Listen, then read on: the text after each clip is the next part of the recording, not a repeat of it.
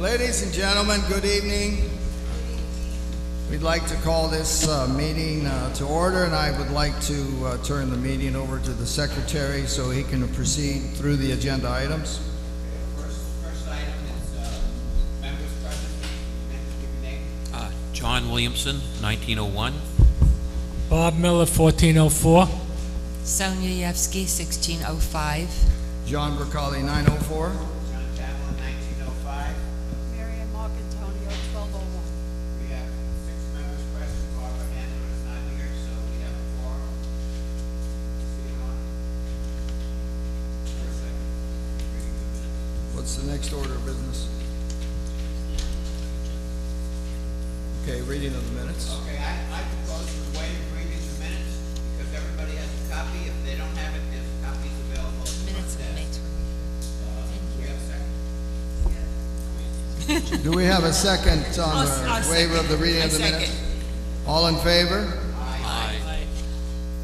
There's not any question, we'll go on to the next point. We waive the reading of the meeting. The next item on the agenda is the consideration and vote of the special assessment. On August 16th, the Board of Directors sent out a notice of special meeting, which is a requirement under statute to give a 14-day notice in advance to owners when there is an intent to levy an assessment. The assessment proposed is $3,582,000, and the allocation is on the notice that was provided to all of the owners.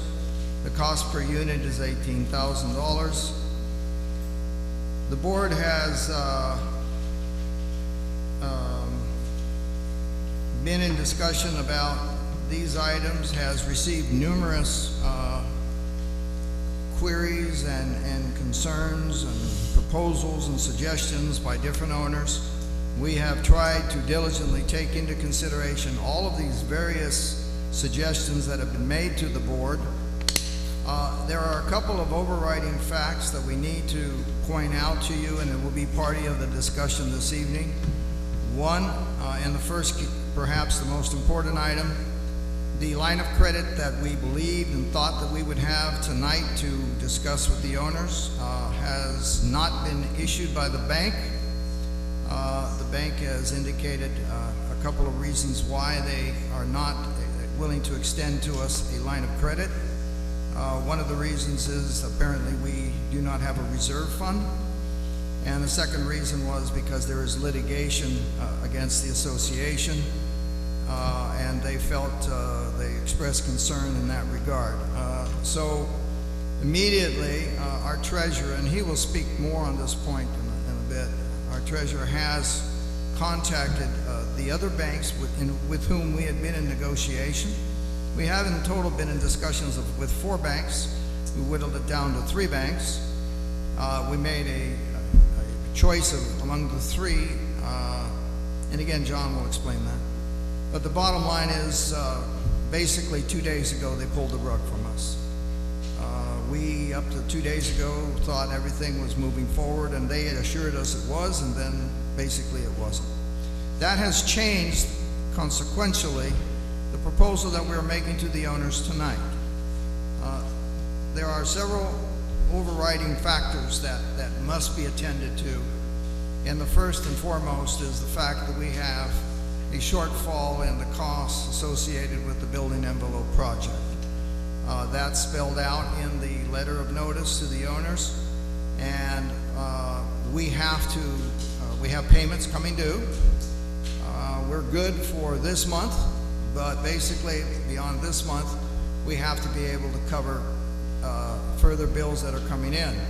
The project is still, for the most part, on schedule. At least that's what I'm being told. We're down to just a few apartments that are left. Then we will be going, we will be going into troubleshooting on some of the apartments, and obviously virtually all of the contractors will move to the exterior of the building over the next 10 days to 2 weeks. So you will see people crawling all over the exterior of the building for the next 2 months, And if everything moves according to plan, then we should be over with this project by the end of October. That's the basic plan. And we're hoping that we can stick to that plan. We think we can. We'll wait and see. Most of the departments, like I said, are pretty much done. There's a few still left, but for the most part, they're done. So one of the overriding issues and one of the things we have to address, and the board has discussed this, and I will be putting it out for discussion among the board and obviously for discussion from the floor before we make a decision. And I'm going to read this to you because I want to make sure that it's very clear to everyone. There is a second part too, and the second part is on August 21st, the association went into mediation with the remaining parties in the suit that we have brought against the people responsible for the defective windows and doors, defective installations, excuse me. Thank you. We met with basically there were a total of 5 different organizations represented in that mediation, and we were very pleased with the initial results of the mediation. We did not resolve or agree on a settlement, but we were very pleased with the outcome of that initial session, and we have agreed with the other parties that the mediation will continue, and we're hoping that in the near future we'll be able to reach a satisfactory solution. That, of course, remains to be seen. No one can predict what may or may not happen until, in fact, we resolve that. That is another factor that's affecting and influencing the decisions that we're taking tonight. So, without further ado, let me indicate to you what basically the strategy that we're proposing for discussion among the directors and approval. The association is proceeding or proposing to proceed with a 2-part strategy. The 2-part strategy basically can be outlined as a Part A and a Part B. The Part A strategy is we will immediately fund the balance required to complete the building envelope project of $1.5 million to $21,540. Part A, the first payment by all owners, which will be due on October 1st, 2017, and this is by all owners without exception, will be $2,000. Subsequent payment options for Part A will be confirmed in the course of the month of September. We expect sometime towards the end of September, and the effective date of the next payment will be in November, on November 1st, 2017. Part B is we are proposing among ourselves to discuss and to agree to defer payments on the remaining projects that total $2,060,727 to be noticed to owners with 30 days notice when these projects are ready to advance to development stage. Those are the basic concepts that we're proposing. There's a very important issue here, and this is the one that the board has discussed over and over again, and the reason why we have been insistent on a line of credit this time is because of the many issues that occurred the last time around. There were many people that struggled to make their payments, and even though the reasons that we took or the reasons that led us to the decisions that we made last year were based on poor experiences with lines of credits, this year we felt that we had to offer our owners, because of the fact that these are 2 very heavy hits, one back on top of the other, we had to give our owners the option of an extended payment. And the only way we can offer you an extended payment is if we have a line of credit. So rather than just simply decide tonight that we are going to assess everyone for the assessments that have to be covered, we felt that the more appropriate action is we must begin to fund the building envelope because we have payments that we have to make.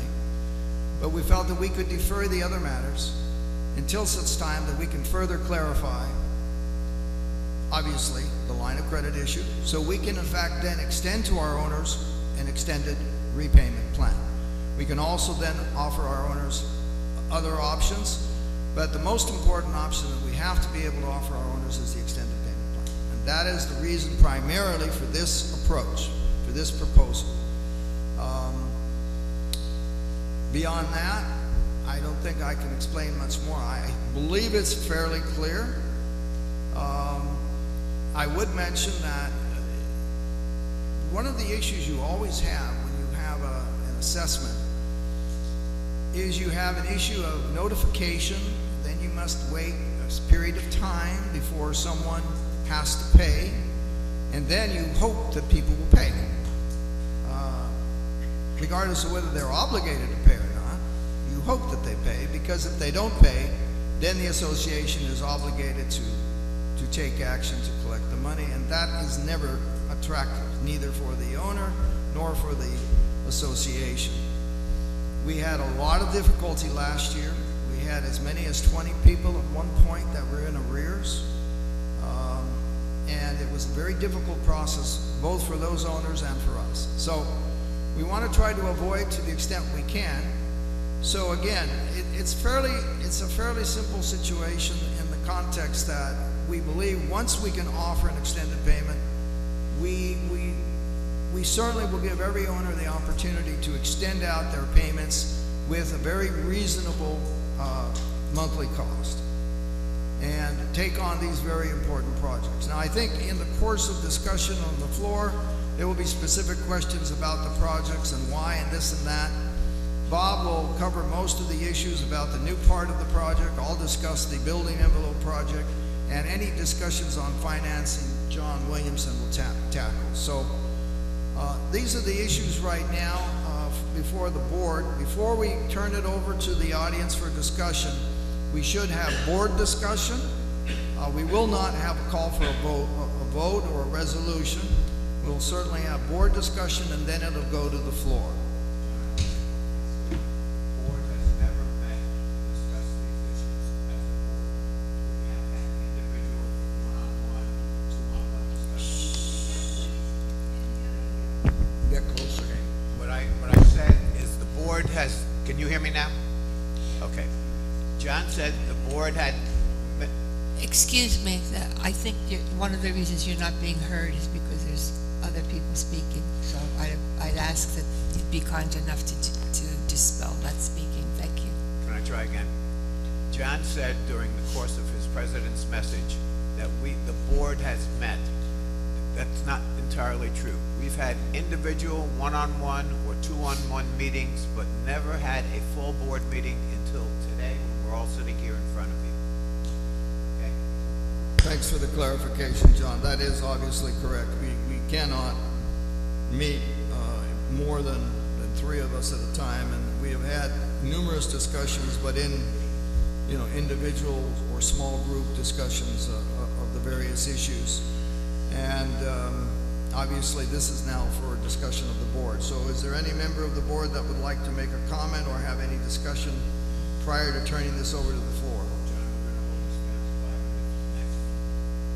Well, the board discussion should not have a limitation, but when we go to the floor, then we will give instructions to the people on the floor, because we have to do that in an orderly manner. So, anybody on the board? John, on the Part B payment, notice of 30 days, does that mean if we don't get bank financing, that's going to happen? Or if we get bank financing, are we going to be splitting up those payments over the next 48 or 50 or 60 months? What it means is that we have to circle back around as a board, and we will then have to decide how we're going to go, how we are going to break down the payment options, what payment options they will be, and then we will advise the owners what the various payment options are, once we obviously know whether we have or don't have a bank line. obviously, if we don't get any bank financing whatsoever, then we will have to address that, and it unfortunately will not be very pleasant. However, we believe the conversations that our treasurer has had with the banks that we're talking with, there is every reason to believe that they will close with us on the lines that we're requesting. The issues that were used as a criteria for denying us, the other banks are not indicating that those are issues at this time. So we're hopeful that we can in fact reach an agreement with them in a short period of time, and presumably this would occur during the month of September. So prior to the end of the month of September, we will be giving a notice to all the owners, because again, we are under the obligation to give our owners a 30-day notice before a payment has to be made. So prior to the end of September, we will give you a new notification as to what will be due on November 1st and thereafter. Okay? Is that So clear? then therefore, if we do have the bank financing, then we're going to go into a process where the future projects will be funded and the financing will come in on a normal basis as scheduled.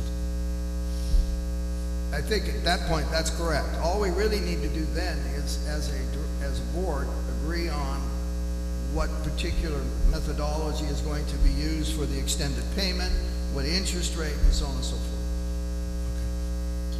Right now, the interest rates are reasonable, so presumably the extended payment will be pretty reasonable if we can in fact do it, because the interest rates are not that bad. Anybody else?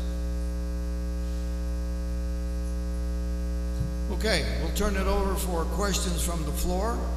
Please, before we initiate the process, we would like to ask you all a couple of things. One, to limit your presentation or discussion or question to 3 to 5 minutes, in deference to everyone that's here and within the time constraints that are allowed to us. And also, we would ask that everyone try to be as civil and as courteous as possible, so this meeting can be conducted with the proper decorum. Go ahead, George. George Damiani, 901. Please. George Damiani, 901. Firstly, I would like to let the board know that there's been a petition circulated that I sent to them, and we've got about 61 signatures on it, which was expressing concerns about this assessment that's being passed tonight. However, what the board seems to have done here is that it's talking about the assessment, which is item number 5, and at the same time talking about the line of credit, which is item number 6. So are we talking about the assessment, or are we talking about the line of credit here before I start? The discussion was to try to explain to our owners what the particular situation is that we're in right now. We will actually vote sequentially. Obviously, you don't need a line of credit if you don't have an assessment. So, you know, the first item that will be discussed, resolved, is the line of credit. But, excuse me, is the assessment. But let's be very practical here. It's all related.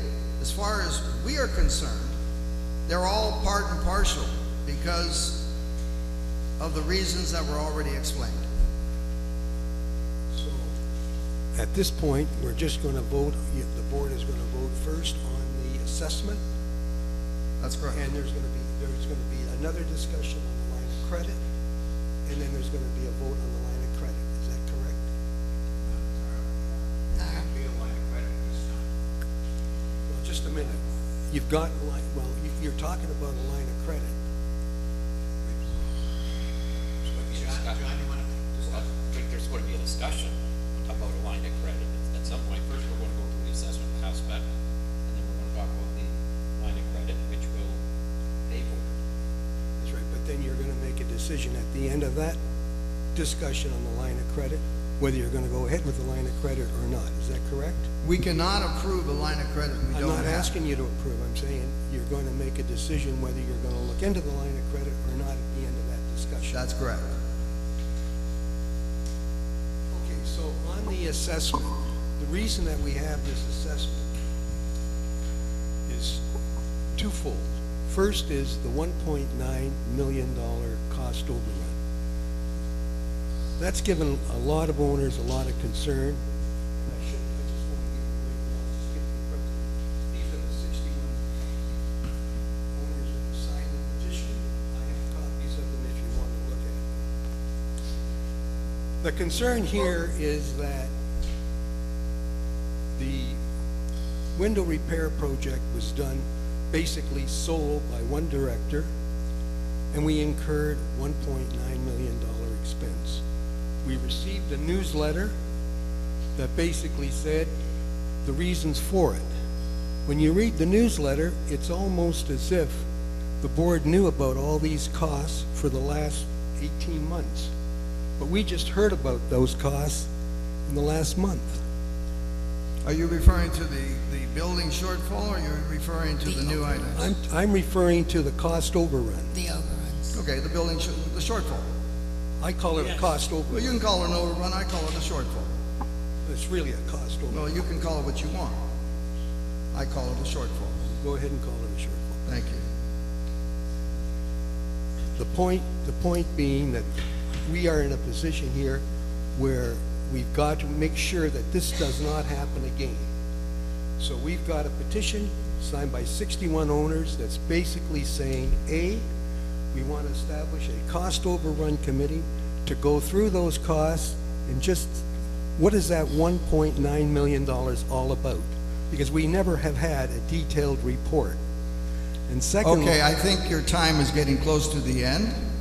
I can just very quickly say that there has been numerous communications with owners explaining very simply, and in the documents that we put out in the last couple of days, the documentation is in the office. If you want to go see the documents, they're in the office. The web page has every single pay app. John, So the information is there. right. But If John, you choose not to look at the information, that's a different choice. no, it's not that. The newsletter you sent out had 2 points on the cost overrun. 1.9 million cost overrun. You had a 5 or 6 page newsletter. You only talked about it in 2 points, not even 10 lines. That's not a report, sir. There's been several put out on this subject. Anyway, there's been several put out on this, Okay. but if you or any owner, and I have said this many times, the information is in substantial detail. I mean, let me put it a different way. If this overrun and this project were not necessary, how would all of these people who are negotiating with us right now, two parties of whom have already settled for $750,000, do you think for a minute that they would hand us a check for $750,000 if what we demanded from them wasn't true? There is no question that what we had in our building, what we have in our building, is a fact.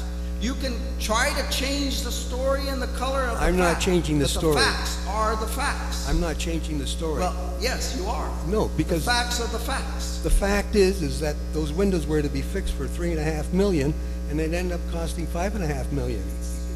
Look, you know something, you can make whatever arguments you want, but I'm the not making facts them. are the facts. I'm Just telling look you. at the facts and you can see them.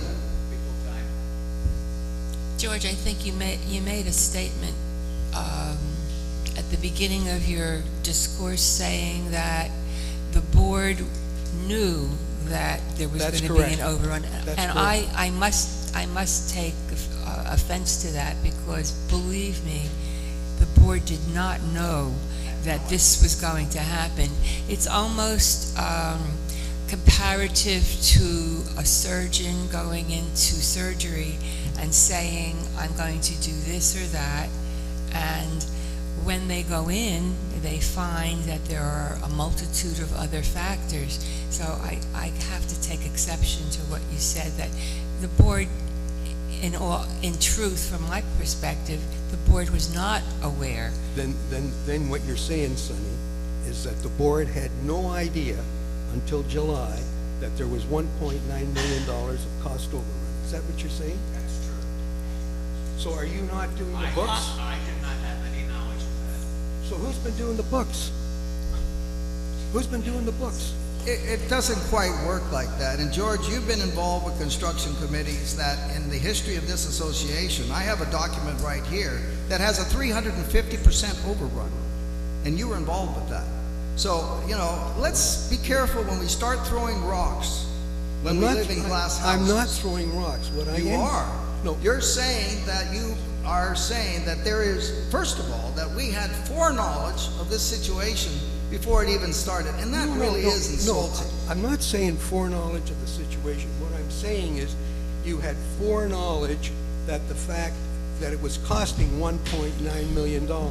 You had that knowledge because you were doing the books every month. So if you were doing the books and balancing... How could you know that? Because this was a... Well, you're writing the checks, aren't you? You know, look, George, we could get into a long debate, but if anybody wants to care to look how they even cost this project out, look at the pay apps. Look at every single pay app from 1 to 17. Look at them.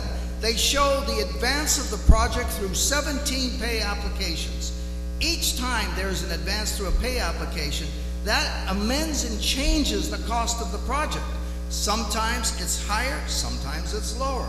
Most of the time, unfortunately, it was higher because we ran into a series of issues that were unexpected. But aren't you keeping track of the checks you write each month? That you're up to 1.9 million, or did you just realize that in July?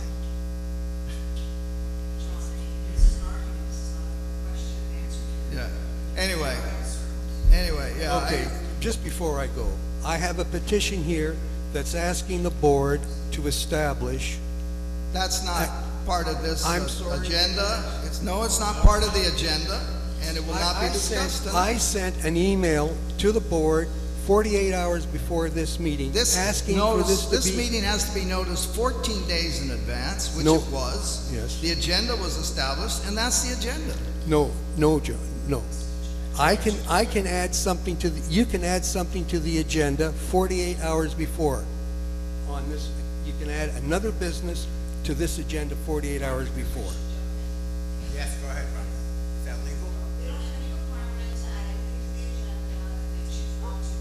This is a meeting that's looking for special assessment, sir, frankly. All you're doing at this juncture is going around in circles. If you wish to see the application or anything else, you have a statutory right to keep all the details. You can set up your own committee if you want.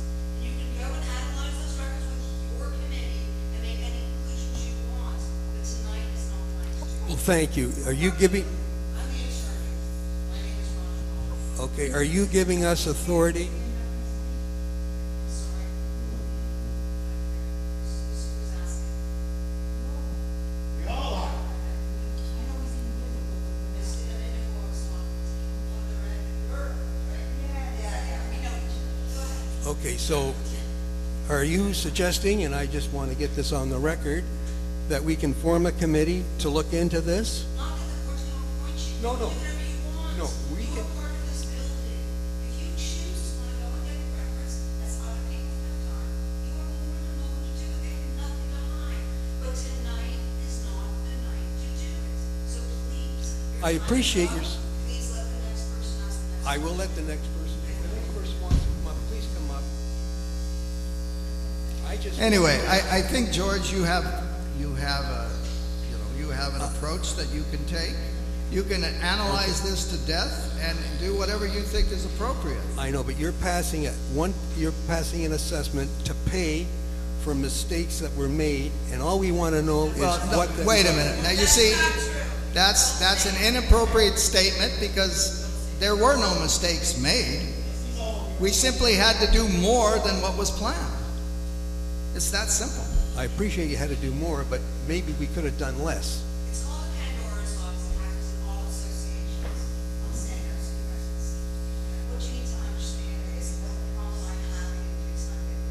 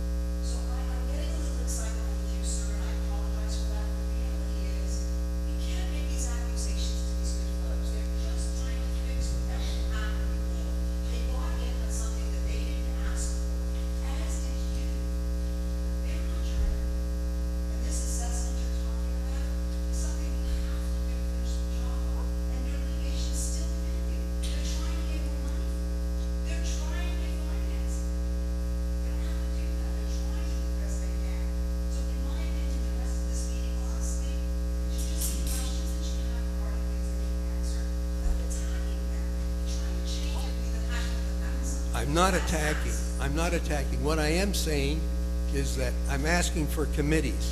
There are no committees in here, and it's all done, and all I'm suggesting is committees. And sir, honestly, that's an asked and answer.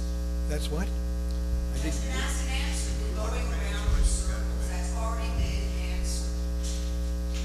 Yes. We got 750 out of 800. Yeah, there was only 800 because they spent down 200 in legal fees. Oh, right. They only had 800 available on the policy. We got 750 out of 800. I thought that was pretty darn good. I think it's awesome.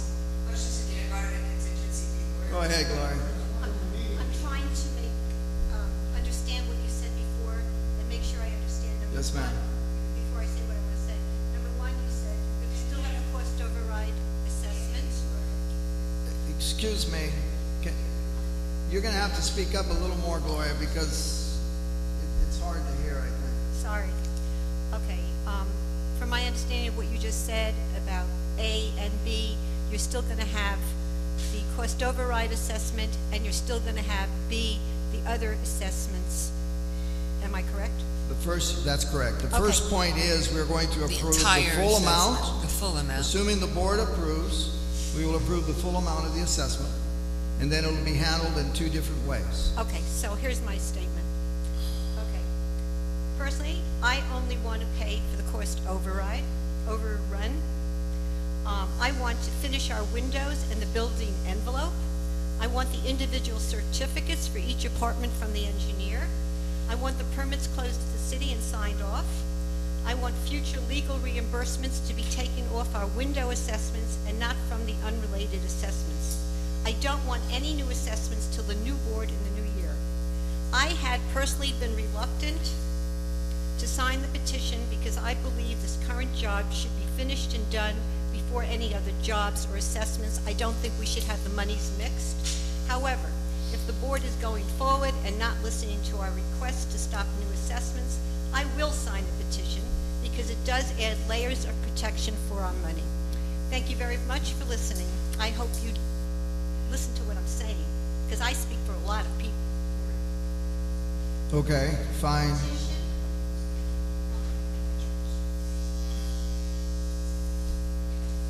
Okay, thank you very much. Yes, ma'am. Betty Mullen DeProsa, apartment 2404. I've sent a letter to the board expressing my strong distaste for how this project has been managed, or more so, not managed. When you made the decision to go ahead with this original assessment, I was clear that my husband and I were totally opposed to it. You went ahead and did it anyway. I raised question about the contract that you were negotiating. You failed to include any not to exceed requirements. The fact that you signed an open-ended contract which said they can bill you time and money for whatever they want tells me that you are not overseeing our best interest. You are doing whatever the contractor wants because you don't know how to manage a construction contract of this size, of this magnitude. You have failed consistently to follow through on those things. Now, on the idea of the cost overrun, you said in the meeting in January, we're looking at some cost overruns. It might be as much as $300,000. No, I did not. I said 800 to $1 million in that meeting. No, I said 800 to $1 million, and I have a tape of that. I'll get you a copy of the tape. Well, if you said that then, why did you not take control of the project instead of let it go Because you're willy-nilly? not understanding that the way that the cost of the project is billed out. Have you looked at a payout? No, Why don't you? because I expect you to manage it. Well, I think, look, you're making statements that are unfounded because you really have not educated yourself. If you would look at the pay apps, I know and they try- send a bill and you pay it. I got that. no, it's not quite that simple. These are extremely detailed documents that show exactly what was done with every single window and door. It can't be more black and white than it But the was. fact is, you've got nearly a 50% overrun. That Okay, says to but me the that actual that is, construction was a 33% overrun. The construction. Where the 50% comes from is because the engineering costs went through the roof, primarily because as a result of owner requests, we doubled the engineering time. The owners asked us to double the time. All right? And that doubled the cost. In addition to that, the project has overrun by 6 or 7 months. A good part of that because a number of owners chose to block this project on 2 different occasions. One occasion we lost almost 2 months because of an attempt to block the permits on this project. We finally got it resolved, but we lost 2 months. Well, guess what? You have to pay the engineer, even if it's not his fault. You got to pay him because the engineer's been contracted. These are all the kinds of costs that you incur in this type of a project. But you've got to look at these costs. You can't just say, oh, wow, God, you guys paid too much money. It doesn't work that way. And let me explain something. If you talk to anybody in construction in South Florida, construction projects work on a basic concept. You have a contract, you agree on whatever you're going to do, but then you also have something called a change order. Now, if anybody knows anything about South Florida construction, change orders are a commonality of every single project in South Florida. You're not going to find a project in South Florida, and I'll put money on the table, you're not going to find a project in South Florida that doesn't have a change order. I never said that. What I'm saying is But you're that's not where the cost managing the comes from. process. I'm sorry, that's just me. I'm a very loud person. Forgive me. I won't use the microphone. How's that? Is that better? Okay. I'm just very loud. I'm not shouting. I am just appalled at this overrun. It is just inexcusable. And the fact that you want to bundle it with other projects that are going to strap us for what will probably be in total about $35,000. I don't know about you, but I don't have that hanging around for spare change. This is just an outrageous thing. I am totally, let me finish my comment, please. I am totally opposed to you doing anything beyond the windows and the envelope. Regardless of whether it's required by law? You can do that next. I do not, and that will require a separate vote, and that's my opinion. I do not want you guys running roughshod over us to the tune of $35,000. It's not right. It's not fair. I would suggest that we look at the 40-year survey. I would suggest that any owner look at the 40-year survey that was done almost 2 years ago. And we have been, It's a legal requirement. it is a legal requirement. Which you are already 3 years in arrears for. And the only reason why we're not shut down, you want to know what the only reason why is? Because the city of Pompano Beach is working with us. Why? I will be happy to go with anybody to see the building official and talk to Miguel Nunez directly and let him explain to you what they're doing and why they're working with us. Because we're fixing the problems in this building. We're fixing this building that was ready to collapse on us. People ask Mr. Neal here, leaning on a window on his apartment, did that window almost fall out or not? 28th floor. If someone would have fallen out of one of those windows, we wouldn't be talking about an overrun here. We would be talking about a serious wrongful death lawsuit. Fortunately, thank God that didn't happen to us. But believe me, we were close. We were very close. And we've got a lot of other things we've got to fix. The city is working with us. They knew we had to finish the building project. They agreed we could finish the building project and then move on to the items of the 40-year. What are the items of the 40-year? The roof. We gotta fix the roof. Okay? We gotta fix it. If you don't fix the roof, you're gonna have problems. The garage is part of the 40 years. We have electrics that we have to fix.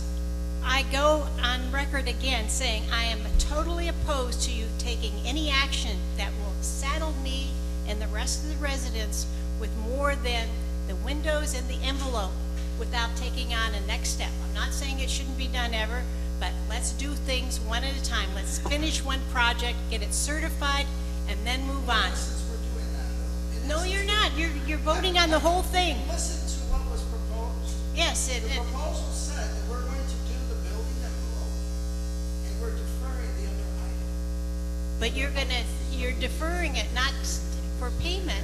You're not gonna wait until that's done and then initiate the next one. You wanna vote on the whole thing tonight, is that not correct? That's correct. Yeah, then you're not doing what I'm asking for.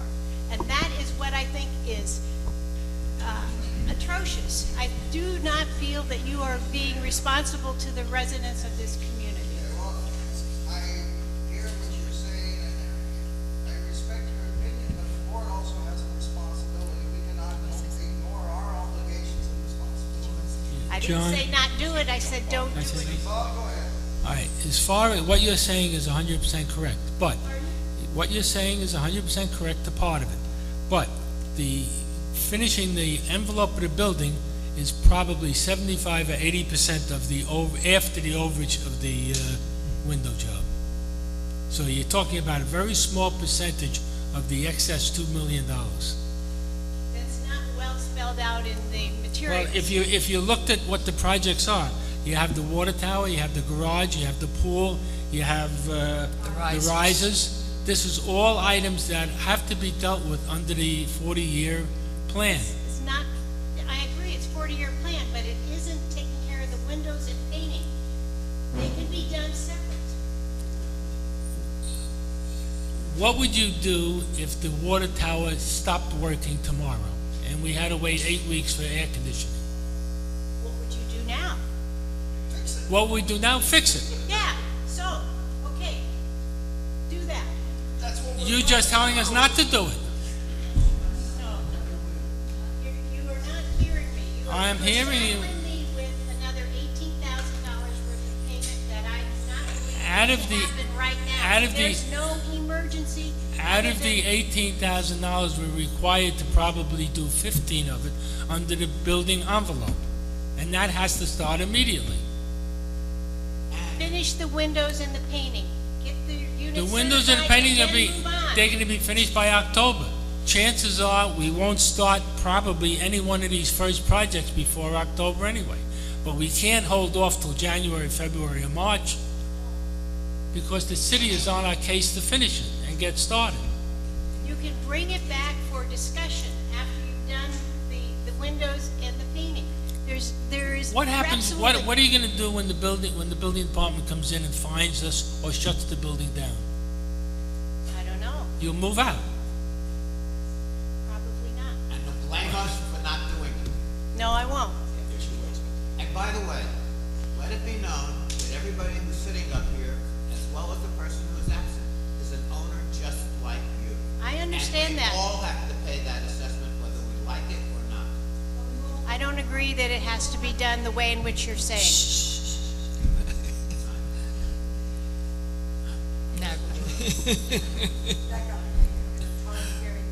By the way, Rhonda, you look lovely tonight. I agree with Dave and with Gloria. I think there should be a moratorium. Can everybody hear me? A moratorium on the assessments beyond the window and slider project. I think we're obligated to pay for the overruns. But I think we should table all the other projects until a new board is seated. I don't understand why you have to hold my money until you're ready to address new projects. I mean, if it looks like a duck and it quacks like a duck, it's reserve. And to me, that's what this looks like, a reserve. It looks like a reserve to me. I don't understand why. Okay, I'm not you said finished. it looks like a reserve, but that's important. You- excuse me, Reiterate, you're- it I'm looks not like a finished. reserve, okay. Yes, it does. If you're holding my money, you're talking about fire, sprinklers, $700,000. That's not due until 2019. Why are you holding my money when it's not, it doesn't have to be done until 2019? Okay, that can be Why explained. don't you go over why don't you go after the guys who did the garage? How many times we paid for the garage and for the roof? And as far as what, if I may quote you or paraphrase what you said, that you never know what you find until you get into the wall. Well, June Wilcott submitted her findings to you after evaluating this property, and she said, insulation problem, insulation problem, insulation problem. I think Nutting would be really delighted to hear that. But insulation problem, when it turns out to be, turns out to be So, well, not just a cell problem, hold on a second. A structural problem. I couldn't think of the word at the moment. And it turned out to be a structural problem. And I don't understand why you're not holding her responsible for not using her due diligence in examining this building more carefully. We paid her, and then she left. Can I ask that just quickly? I don't know.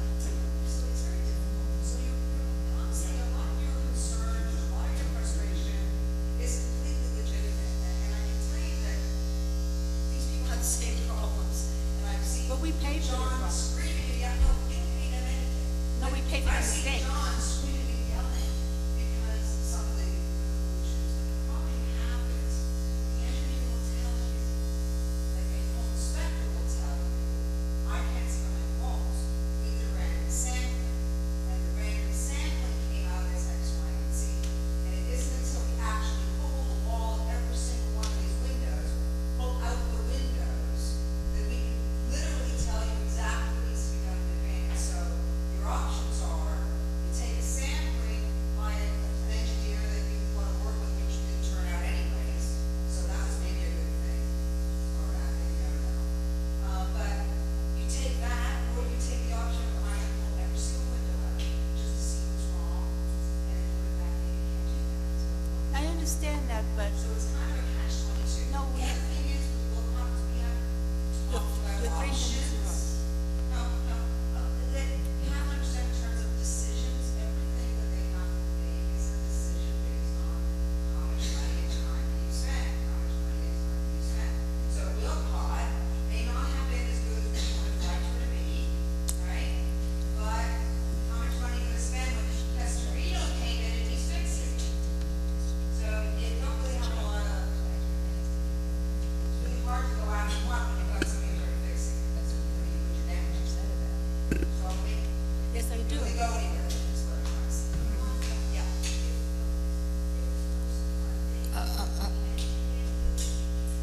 She should please make it.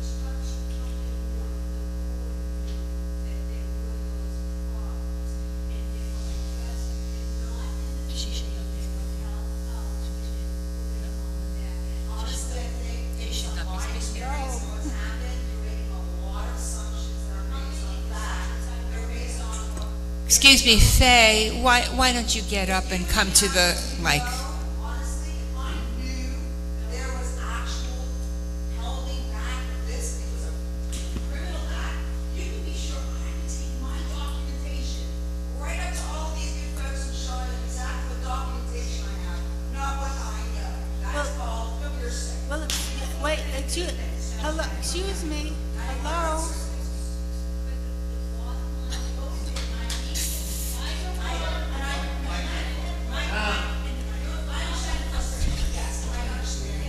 Okay, wait a minute.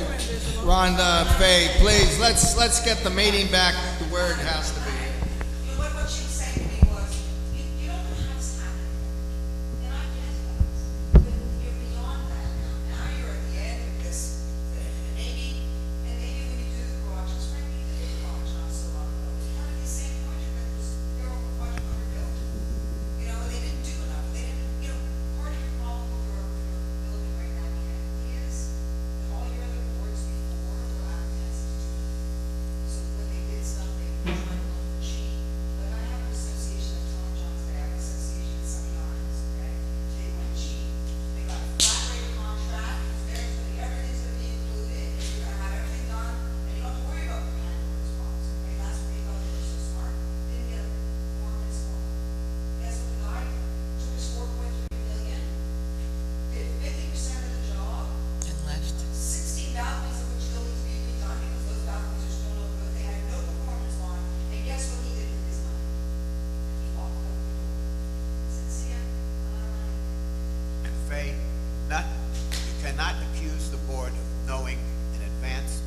most of us did not know anything. I did not know until I saw them spilling the cement blocks on my patio. That was the first time I became aware of it. I think Roberta has the floor and she needs to be given that opportunity. Go ahead. Before me discuss that, as far as June Wilcott not knowing, and we couldn't take, he only has sampling. I mean, she could have discussed, and we should hold. No, we should have. I'll tell you if you allow me to speak. Okay. Then we should hold complete responsible. They did Ren 2. They knew the condition of Ren 2, and they should have disclosed what they found when they worked at Ren 2. Let's finish the job first, then we'll consider a lawsuit. Let's just finish the job so you guys can. Well, take your stuff fine, and then, finish the job. fine. But you're not gonna stop contractors. The job being the windows and the sliders. I don't feel that I didn't have a moratorium on the other projects until a new board is seated. Okay, let's not belabor that. Let me tell you one thing. Do you know what Rent 2 pays for their windows? I'm not interested. I'm interested. You should be interested because I'm it's not more than interested. twice what we I pay. know that Complete had to stop the work because it was substandard. I know that they went back and they fixed the work. I know that after they fixed the work, because I spoke to John McCauley about it, that the owners in Rent 2 called the owners in Rent 1 and said, it doesn't matter if we know you or not, just out of kindness. Okay, now you're really taking something far away Well, because no, it was he investigated mentioned and it. there are, look, as in this condominium, as in every condominium, there are differences of opinion. And the people that we spoke to, You spoke to the board. That's like me speaking to the board. You told me yourself. I questioned you. But we're going out into the argument mode, and so what I wanna know is, what's the question or what's the statement? Thank you very much. Okay. As far as the line of credit, you're saying that they turned you down because there's no reserve. Meanwhile, I remember that we had a line of credit before, and we didn't have a reserve. Could it possibly be that they turned you down because you could not provide them with any bids? We're still. Well, no, that's not a speculative question. No, it's not a speculative question. They have no idea where the bank turned it down. Excuse me for 1 second. I was dealing with the bank. Well, you asked a question about the reserve. I'm just going to give you the answer on that aspect. The bank up until 2 days ago was the bank up to. No, I don't. I'm okay, trying but to- fine, Roberta, you don't believe it, we're liars, and we'll accept that you're accusing us of being They're liars. wasting their time. I'm not. We're telling you the truth from our perspective. My time is money over. We're not lying to our owners. Well, We're telling the owners the well, if facts. you couldn't provide them with bids and reserve. Roberta, can I? Wait, no. Here are the No. bids. Did you offer them? Here are the bids. You want to read them? Did you offer them collateral? Okay, so now, that's now the same thing as you could say before the interject. No, I want to Put answer. the records after the meeting, whatever, and do it then, so these people get another people to go forward. You see what I'm saying? It's not a question that even is. Yeah, I I'll mean, talk about the bank. Roberta, I mean, there are competent people here that have been dealing with these things. You've got a CFO in the corner. I was a CFO at one time. I mean, these are people that know what they're talking about. Okay, that was a question. Simply put the answer. Why? You want to keep asking questions and let somebody else come up? No, because.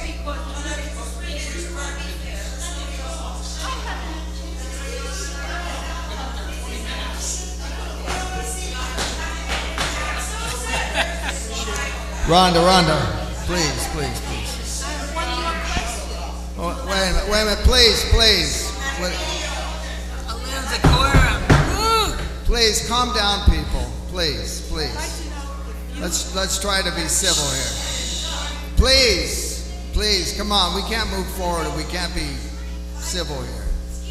Yes.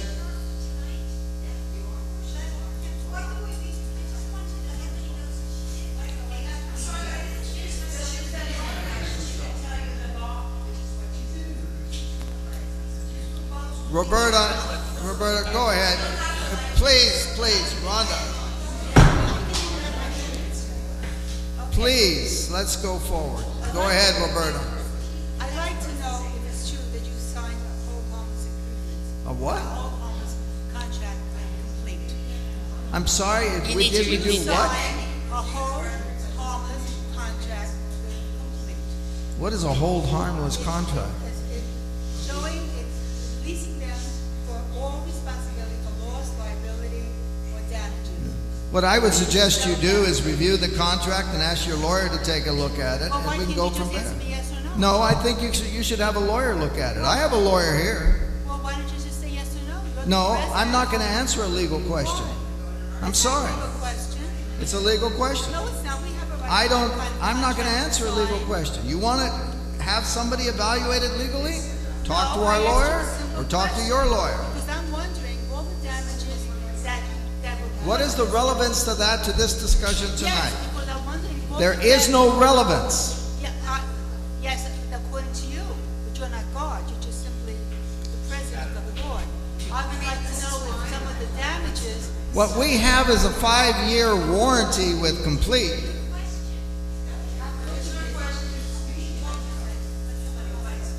I would like to know if that's why some of the damages that were caused in this building, we're paying for because we signed that kind of a contract. that- I would suggest you read the contract. We have every right to go back to the contractor to ask for work.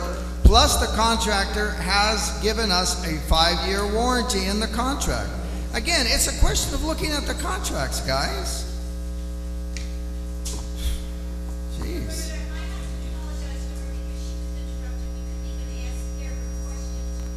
Don't worry about it, it wasn't relevant to the meeting for tonight, so it's not gonna work, because all you're doing is really arguing up here, and I just wanna keep jumping in, it's not going anywhere. Rhonda, Right, please. I agree with you. What happened to the 3 to 5 minutes, John? All right, look, we've got somebody on the table here, or whatever you call it, the podium. Go ahead. Go ahead. Ken Crawford, 1108. I appreciate what the board's doing. A lot of people don't understand what they're up against. I was on a board. I know what it's like. And trust me, they're doing an excellent job. And I don't like the assessments neither. But it's a necessity. Now, my question is, we have 1.9 million that's outstanding to finish the windows? No, it's about 1.5, I think. Okay. Something like What that. does that figure out to be for 2 months or whatever? Let's clear that section up first. Well, what we're gonna do, and see, this is why I said at the very beginning, is we wanna give our owners who want it an extended payment plan.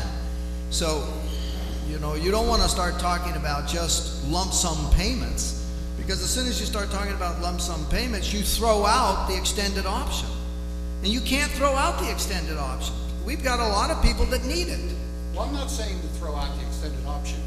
For the envelope itself that's owed, the 1.5 to 1.521. Yeah. The question is 1.5 million in rough terms, would be $7,500 per year in rough terms. $7,500? $7,500. Okay, why don't we break that down into 3 or 4 payments? Well, that's why Get that out of the way. We're starting with one payment of $2,000. All right. And then, hopefully, during the month of September, we're going to be able to at least resolve the issue with the bank. By resolving the issue with the bank, we can then come back to the owners and give them a variety of options, one of which is an extended payment. That extended payment option will allow a lot of owners to get through this assessment without suffering a lot of pain, because at least, I mean, you're talking about something on the order of probably 350, thereabouts, approximately. So, you know, if we do it over 5 years, that's the approximate cost. And also during the month of September, we're hopeful, can't guarantee anything yet, that we're gonna finish the mediation with the remaining outstanding companies and come up with another number that's gonna reduce the Okay. assessment even further. I understand all that. I was just curious on how we were operating all of this. And like I said, you guys are doing an excellent job. There's always an overrun in every project. Every project that I've ever done, there's been an overrun. And I've done thousands of projects in my industry. You know, the big problem is a reserve. Everybody doesn't want a reserve here. If we had a reserve, it would be much easier. And we wouldn't have such big assessments if we had a reserve, even a partial reserve. You know, pay a little bit over time. That's all I have to say. Thank you very much, Ken. Thank you, Ken. Does anybody have any questions about the specific projects themselves? Because so far it seems like we're only hitting on the overrun, or I say the shortfall. We call it an overrun or a shortfall. But anyway, yes, sir, go ahead. Section B okay to question now, or are you still on section A? You can ask any question you want. Oh, okay. Go ahead. All right. Well, this is Howard McCurdy, 808. It's a question of clarity. In your emails, you talk about in fire protection, the state of Florida has mandated the installation. Well, I read the statutes, and they didn't use the word mandate, so they did say that you can, you have to have it in 75 feet or more. But what you have not mentioned any place is that we can opt out of the sprinkler system requirement. No, but you can opt out at that point, but you still are under the obligation by 2019. And regardless, you must, if you go to the opt-out option, which We did. you must do a fire study and evaluation. Exactly. You submit that to the fire official, who then locally can say okay, and then you don't have to do the sprinkler system. Okay, but now. So that's a $700,000. I'll explain to you a little bit what's going on because of all these fires all over the world. Go ahead. Well, I'm looking for clarity on the $700,000 possibility. We don't have to spend that money if we go to an engineering life study, engineering life safety study. Study, all right. And then we get the local fire official, said, yes, okay, it might cost something, but it's worth investigating, because you don't mention anywhere in here that we can even, this is the 2017 Florida statutes that I've got here, and we can opt out. So what is the reason why you're saying we cannot? Can I answer that? The life safety. I'm looking for clarity, so that's why I'm here. Right, the life safety study is part of it, but once you have the life safety study, then you have to implement it. And if you read all the articles that have been in the paper in the last 3 or 4 months, the life safety implemented is going to be equal or more to putting in a sprinkler system. Do we know that, or is that speculation? Because I have the Florida Association news blog, which is Campbell Property Management Company, and they've got questions from condo owners all over the state saying, yes, go ahead and do it. Go for the opt-out. So I would like to know. You can't opt out. There's nothing to opt out. You have to do one or the other. You have to do a life safety study, and yes, then the opt-out means you have to do what the study says. Those two go together. I All right. understand. Now, But once have you investigated that? yes, I have. And what have you found?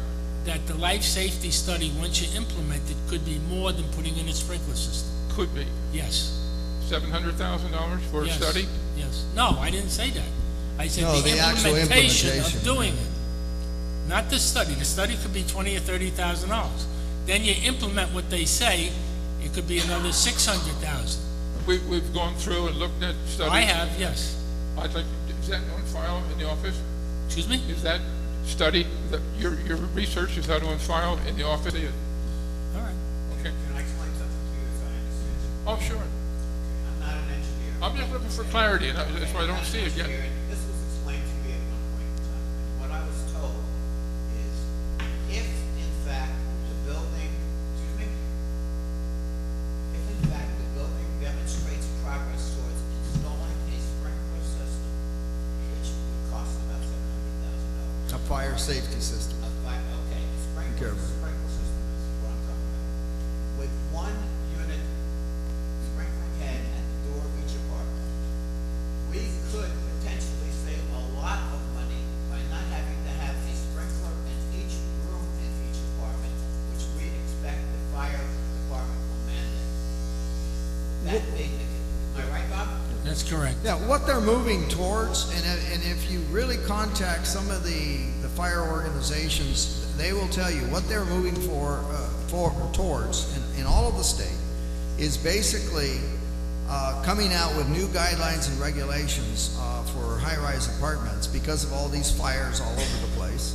And basically, what we're trying to do is be somewhat proactive in the context that if we can move forward with a full evaluation and everything else, go to the fire authorities and say, look, we want to implement a limited retrofit of the building. What does a limited retrofit mean? Basically, we would be putting sprinklers into the common areas, okay? We would be implementing a number of other fire safety actions in the building as well. But we would avoid having to put sprinklers in every single room in the apartment and everything else. That's the objective here, because if we have to go that way, and we still may be obligated, you're looking at a couple $1 million. I understood what you said. What I'm looking for is, why wasn't this discussed in your emails as a possible option, which you have evaluated and rejected because it wasn't financially a good idea? Well, okay, I'm sorry, why wasn't, what? In your email, you talked about,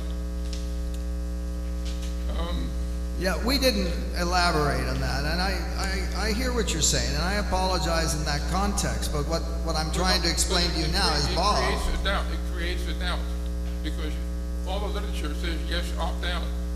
I understand this is news to me, because it's not in any records. So all I'm saying, for the clarity purposes, this clears up in my mind, but I wish it had been in your mail, that we've looked at this, and it's not to our advantage. We're going to go with a mandate and go to a sprinkler system. That would have cleared up everything. But I understand. this is Thank you. I would like to read that. How do I need a copy of that? I'll get it to you. My name is Emil Veksenfeld, 1503. Unfortunately, you just sent the letter dated 28 with a number of questions, and I believe a lot of people don't know what it's all about. So this time, I just have a chance after lunch to read all these questions, and I want to respond to your all questions. 8 questions, I did it, and I will read it for you. What is a real condition of any questions? And most of this, As long as you can do it in 3 to 5 minutes, Emil, that's not fine. just 3, but 5. I tried. Okay, fine, go ahead, you have 5 minutes. And I would like to, you don't interrupt. I will not. I'll try. The first question, why was there large increase in cost of the building? The most important engineering document is window and sliding door face work by Wilcott on October 5-15, discussed on board meeting October 25, 2015. And the main principle of the project are: not all apartments will be clear, not happen. Windows stay in place, not happen. The most work will be provided from outside, not happen. Wood block greater than 1 inch would be replaced by aluminum tube column, not happen. Unfortunately, Wilcott, without meeting of the board of director approval and resident information, change requirement of replacement of aluminum to 1 inch from 1 inch per project manual October 5, 2015, and created condition for future repair of all windows by Pistarina and Allen Engineering by changing order and creating uncontrolled increase of assessment of 1,864,208 of total assessment of 3,005,000 whatever. I believe it should be investigated. For more information, I recognize such changes during meeting with the potential contractor. I asked for verification Addendum number 2, December 17, was presented. Meanwhile, contract with complete aluminum, general contractor signed by Mr. Brattelli and Ms. Matil, secretary on January 28, 2016, 1 day before election. By signing this contract, they are responsible for consequence uncontrolled increase of window repair additional assessment of $1,008,064,208. Now is the time to start process of board director removing.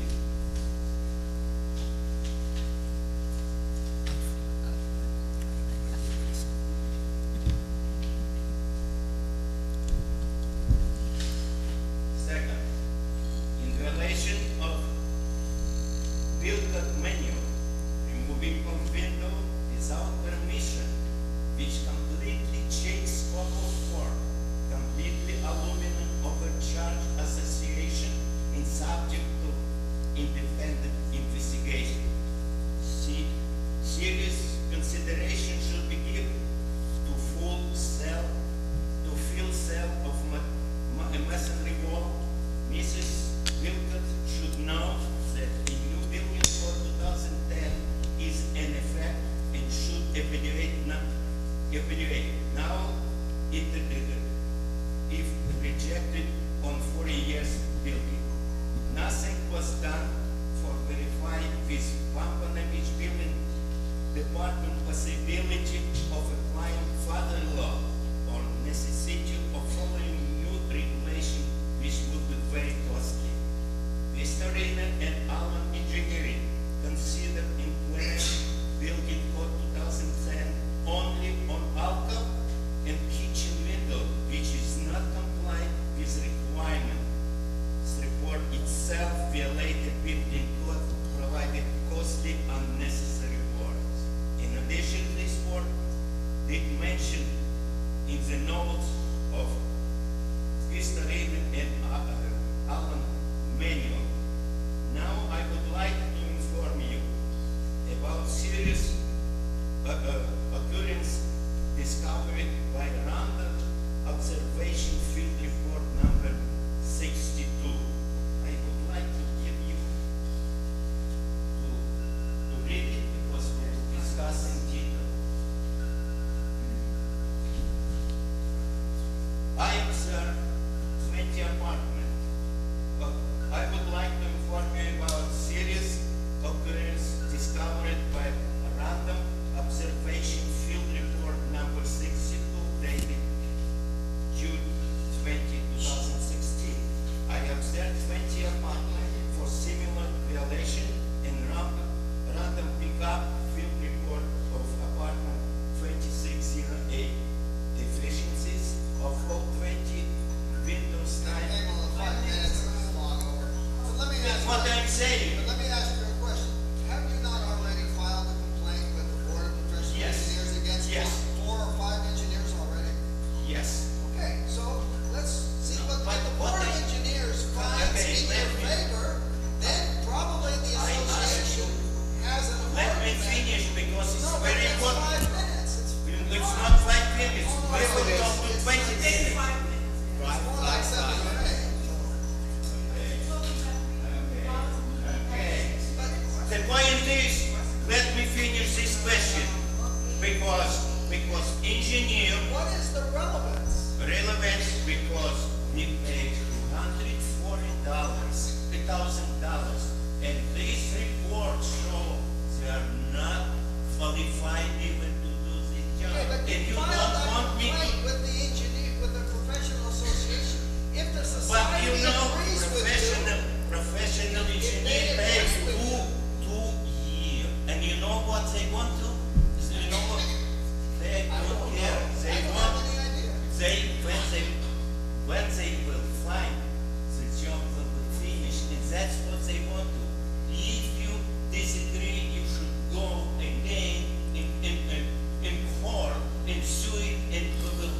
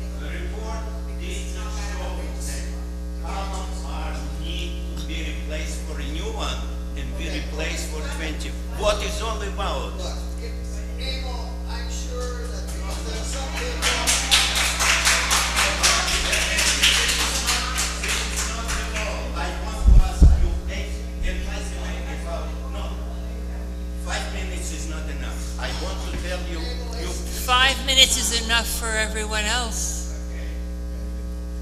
Anyway, 2 hours.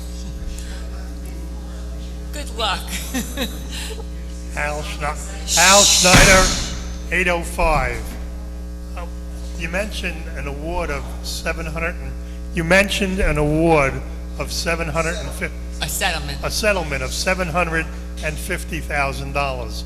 Has a decision been made as to how that money will be used? it's already been applied to the building, Envelope. to the building envelope. I see. And it's still a 1.9, 1.5, yes, sir. 1.5 outstanding. Well, out of that 750, we got what, 357? Yeah. Actually, you probably do know that the lawyer that we hired, we could not afford to hire unless it was on a contingency basis. Therefore, whatever was accrued through mediation, the contingency lawyer Received a percentage. received a percentage. And no other lawyer would take our case. And the 350 reduces the previous amount to about 1.5. Thank you. Thank you. Does anyone else like to speak? Because if not, we'll let George have one.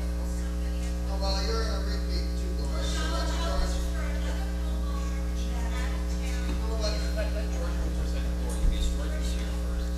Okay, Faye is going to speak, so let her speak. Jay Savastano, 1608. Please, up to the mic, Faye, if you can. Jay Savastano, 1608. The bottom line here is, don't take any offense to this, all right?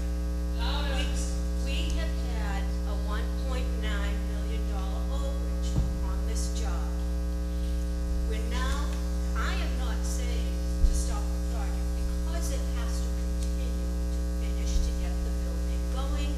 And we also need the other things to go and be finished as well to maintain our building. What I'm saying is, and my concern is, A, how do we know which in construction we're in?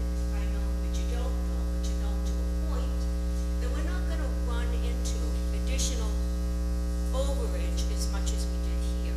That's number one. You mean with a new project? Is that? The next project, okay? Number two, during this piggyback effect that we're going to be going over for the next 5 years of fixing, we're an old building, we're gonna have more projects that have to be done that are gonna come up that are unforeseen. If we're struggling now to get the money to maintain this, what's gonna happen on these other things unforeseen that are coming up? What I am trying to propose is finish the windows. Take the next thing, whether it be the risers or the, whatever it is, take our next important thing. Let's really look at it and oversee it and watch it and micromanage it so we don't have another huge overrun on that. Then go. I understand that the city is upset with us and they're being gracious and working, but you know what? People are upset too. It's a lot of money, and you've got to space this out. We did the other things one at a time. We got to continue doing them one at a time. You can't throw this at us. It's financially not feasible for a lot of people, whether you have money or you don't have money. That's why we want the extended payment. And do your maintenance thing, I understand that, but you know, John, for you, and I really am reluctant to say this in front of people, because I'd rather talk one-on-one to people. You have a tendency to put people on the defense and talk down to them, and you can't do that. People are afraid, and they're nervous, and they're scared, and they have every right to be, and you shouldn't talk down to them. It's just, try to control yourself better, because frankly, it pisses me off when you do that.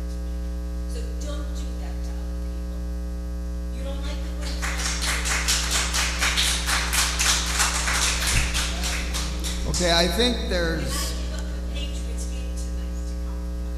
Oh, I think I really counted on it. I think that, well, there's no reason to continue to go through this. I think we have someone else that's new here that wants to talk.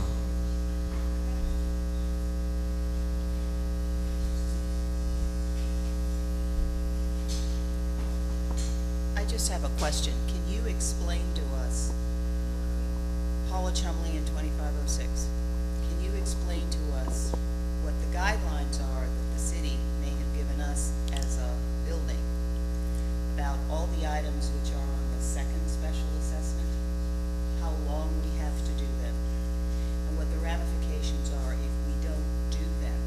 Okay. And number two, is there a deadline the city has given us whereby those projects have to be started? The answer to the second question is no. And the reason why is because we have developed a very strong working relationship with the city, to the extent that they have worked very closely with us for the past couple of years. And it is that relationship that has allowed us to not get shutdown notices that they theoretically could have clapped us with, simply because we have not complied with the 40-year survey. You have an obligation. This is a Florida obligation. You must comply with the 40-year survey. You have to be able to demonstrate, if you're not going to comply, why you're not complying. And basically everything that was pointed out at it is pretty black and white. Anybody, again, wants to look at it, it's in the office.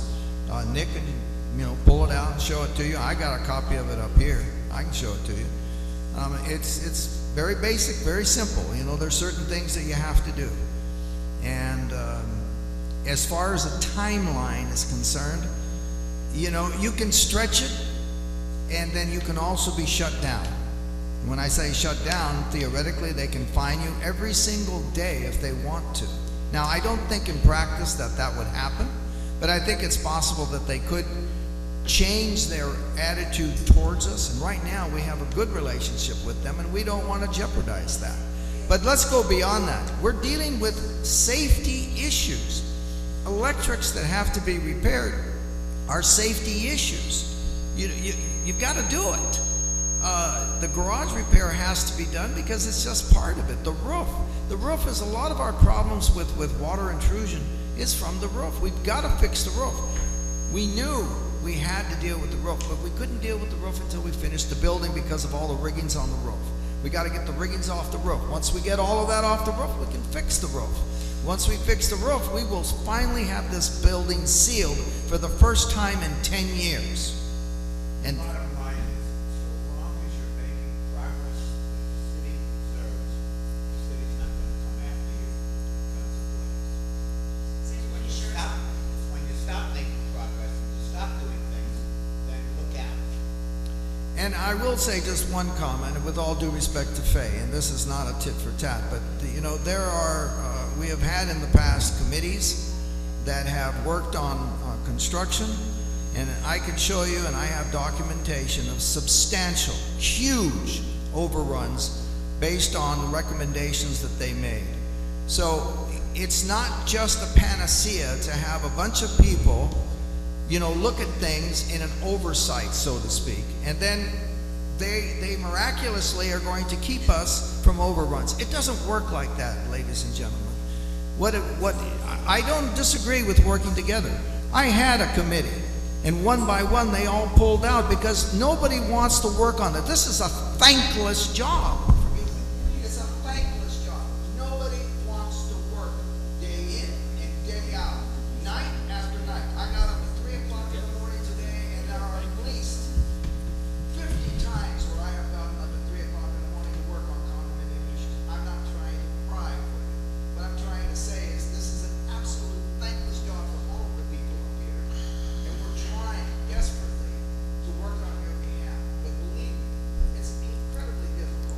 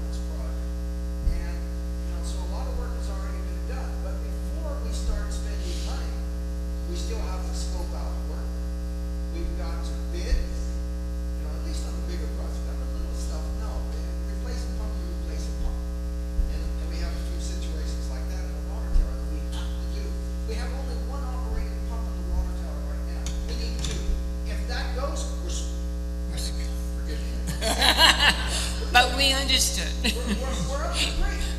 We've got to replace that pump. We've got a tower that has structural work that needs to be done. If we don't do that structural work and that tower goes over, guess what? No water, I mean, No we water. don't have air conditioning for months. no water either. And I can, the risers, we had 2 serious floods. Admittedly, they were human error, not equipment failure. But still, had we had shut-off systems, we might have been able to have mitigated a lot of the damage. This assessment is addressing that type of a situation. We want to mitigate the future. We want to try to reduce these types of things from happening to us. Now, yes, is it costing us money? That's why we're trying to give an extended payment plan. If we can come up with an extended payment plan, everyone should be able to afford 300 to 350. Okay, that's where we're at. And as far as the details, if people really want to look at the details, they're there. Form your committees if you want to evaluate it. That's not a board's responsibility necessarily. If you guys really think that something Nicholas was done wrong, somebody was doing something wrong and everything else, investigate it to hell. Be my guest. All the documentation is there. Doesn't matter. Maggie Brookley, 904. Can you hear me? Okay. I have, I don't know, I've been listening a little bit, and I think what some people, I think, want to do, and I don't know if they understand the whole process, is, well, we know we have to do all of these projects. They have to be by law, they have to be done. So what they are doing, I think, is putting all the projects that have to be done, so then they can get a loan. They cannot get a loan for everybody, so they can pay little by little, unless you have, this is what has to be done, with the bids and everything else, but they need to get that done. However, apparently what some people want is you stop a project, then, oh my God, okay, we're gonna do this little project now, so then you have to start an assessment process, which has to be done, what? Is it how long ago you have to send a letter? You have to do all of this, and then, oh, we're gonna do this assessment for this project, and don't do anything else, and then you pay from your pocket, there's no loan, because you can't get it. So this is what I think they're saying. Then, oh, another little project, another big project. So now we're gonna assess again and assess again. Is that what they want? Is that what is happening? Isn't it better just to get all the bids, put them all together and say, okay, we're gonna go to the bank, and the bank is going to give us a loan for this, so everybody can pay little by little, and whatever project priority, they do it, then they do the other one, which is what I think everybody's on the same page on this. I don't get it. Anyway, that's no question. Yeah, John, can I say something, please? Faye, the future projects are very specific. It's not like the window project we had, like Rhonda said, going into walls and opening up walls and you don't know what's behind there. These are very specific, very simple, eye-appealing, eye-seeing that you can do. There's no hidden secrets. If the future projects run over 5%, I'd be very surprised, and chances are they won't. One other thing, John. It's my understanding, and John Williamson, please correct me if I'm wrong, that no bank was particularly interested in a partial or a part of this assessment, but they might be interested in the over $3 million assessment, because there's profit in there for the bank, which there wouldn't be if it was a very, very small loan or line of credit. Is that true? You're not paying on. The argument is good. The only thing is if you're going to have a small project, you're not going to take a bank loan out for $100,000. And you know, We're not talking 100,000. We're talking. yeah, but it's going to be $3 million on this. But let's go back to this whole thing. I take a much bigger picture on this whole situation. The overrun, unfortunate. All these other things for the future, that gets the building where we need to do it, and we're handling everything at once. I was on a board once before. We had a very similar situation to this. There was petitions, and there was this, that, and the other, and it was decided, let's not proceed. Let's wait until the next election and have the next board do it. they ended up basically doing the same thing we wanted to do, only it cost a whole lot more because there was a time lag and the personnel changed. You know, nobody likes these things. And I know what I've gone through for the last month trying to get this bank loan, and I was really, really disappointed with what the bank said the other day. But there are two other banks, and I'm convinced one of them will come through for us. But I think we all have to think, all these new projects, Bob has got 3 quotes on at least each of the projects. And some of these projects, such as paving, you're not going to have cost overruns on them because you measure out the square footage. The paving is a set rate per square foot.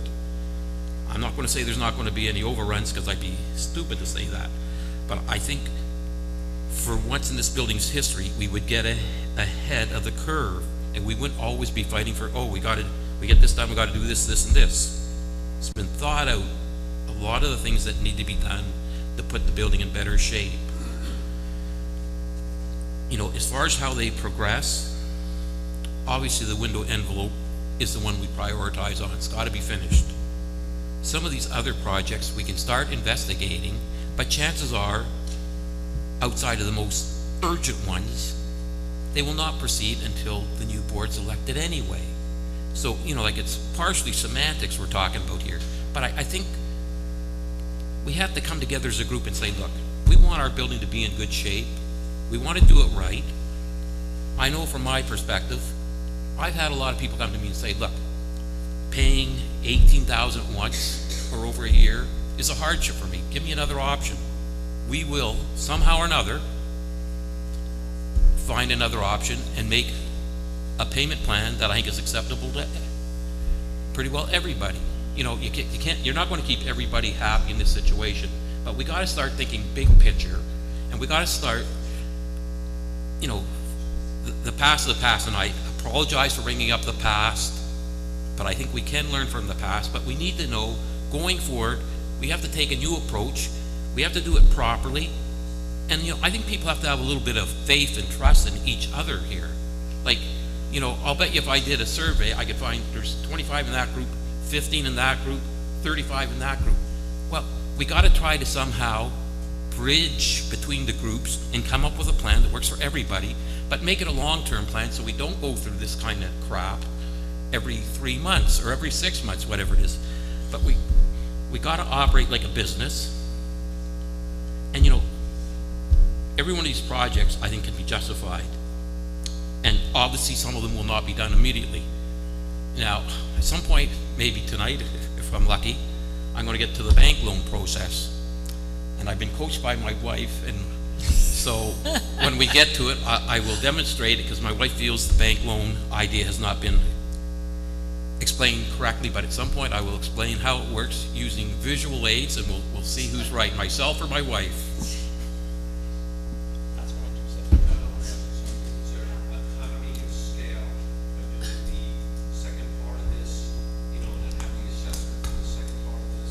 Well, there's well, let's put it this way, Neil. Here's I know what I've gone through with the bank, and quite honestly, I can't believe the bank said no just because there's no reserves, but that's what they use as their excuse. Most of these projects, Bob, you correct me if I'm wrong, are going to be done by different contractors, but you can get them lined up. And as Bob has said, some of these projects are very important for some of the most important parts of the building, like the air conditioning. I don't care what anybody says. If the air conditioning breaks down, everybody after the fact is going to say, who the hell made that decision? Like, we got to be realistic, and we got to be fair. Like, when I get to the loan part, like some of these things, and Bob will probably kill me, I might try to slow 1 or 2 down because I want to keep the loan balance as low as possible to keep the interest costs down for those that take the 5-year option. But to say there's economies of scale, there is from the point of view, you're going through the process once rather than, you know, maybe 5 or 6 times. And also, too, you're not going to go through this thing because if it keeps going like this, I'm going to be like George Damiani and John Bricali. I'm going to have no hair here, and I'm not going to feel very good about that. And, you know, I think we all have to sort of take a deep breath, think this through positively. Like, I think we're going to try to suggest something where we take a baby step, and then the next month we get some financing, and then we can propose something that will work over a period of time for everybody and be fair to everybody. And that's all I want to do from my perspective. Be fair, be honest, be straight up. Neil, could I ask a favor? Because people are watching from TV, and the minutes of this meeting are very crucial, because these are the minutes that, once we take a resolution and a vote, will be used by the various lending banks that they must have this documentation of this minutes. So could I ask you to just come up and ask that question again, if you don't mind, with your name? Thank you. The question was, with the second assessment, is there an economy of scale?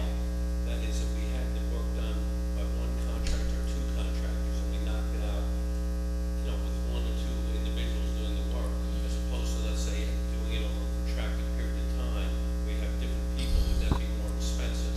And that's what I'm asking, is there an economy of scale of saying, okay, we have somebody come in, they can do the water tower, they can do the pool, they can do the garage, as opposed to different individual people. So that's my question. Yeah, and in some cases, Neil, that could happen. One contractor might be able to do 2 or 3 things, but a lot of these things are very different type projects, and you want to get somebody that's sort of more an expert in that area, so you're getting a good job. And of course, the critical part is that our manager, when we decide, okay, here's who we're going to give the contract to, checks out the reference checks for these people and goes, visits a couple of sites to see what the paving's like, see what the, whatever you want to take the roof is like at some place where he's done roof work, to make sure that you've done your homework from the point of view, you've got references, you've checked them out, you visited sites to see what the roof is like, and maybe you visited 2 or 3 years after he's done the roof job, so it doesn't just look nice and shiny like they always do when they're first done. It's been subject to a little bit of weather and a little wear and tear, and it's legit. It's more specialization. Yes, in a lot of these cases, I would say. Chancellor, we're going to have at least 5 or 6 different contractors. John, in the long run, just to get your actual statement, by taking a line of credit, if we're fortunate enough to get it, that is large, the $3 million, we're not using it. You only pay when you use. Is that not correct? Let's put it this way. This leads into my wife's visual display very clearly. So fine. I'm going to take these two pools. This is my and it wasn't a segue that was planned.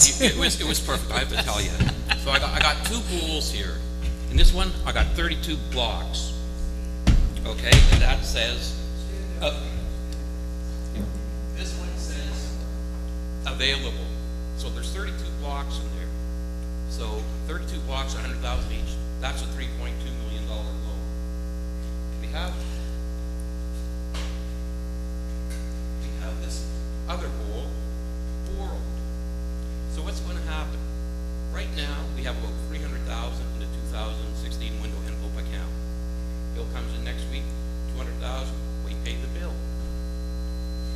And let's say bill comes in September, we haven't got the line of credit yet, or we've received none of the assessment money.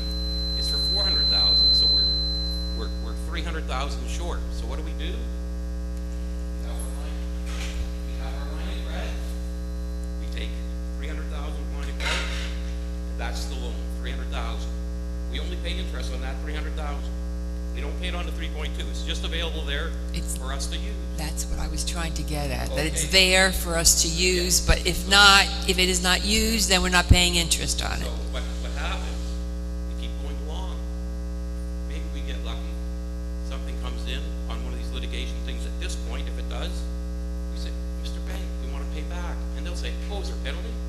The bank says, no, if you advise us, we can pay it off. So then we do that. And then the next month, we're getting assessment money in too. But the bills come in for $1 million, and we've only got 700,000 in the account. 300,000 goes back in. We pay the interest on the 300,000 only. And it's an interest-only line for between 12 to 18 months. At the end of, I want to make this short. At the end of 18 months, let's say what we need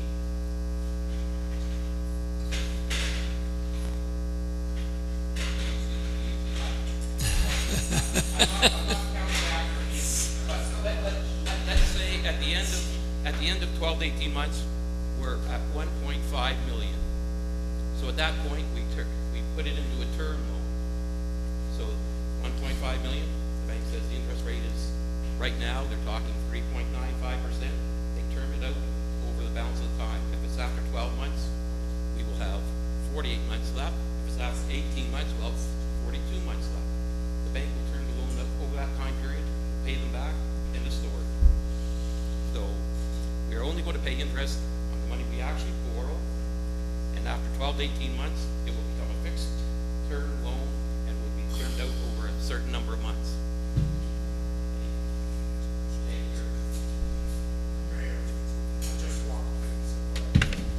Now, whose visual aid was that? Well, I commend you, Sue, for that visual aid.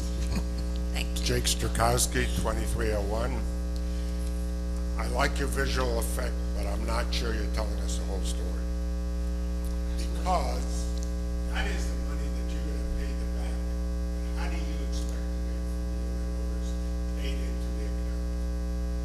Are you going to charge each one of us to start paying from pay number one an X amount of dollars into that bank, like a reserve, so that, or are you going to wait till,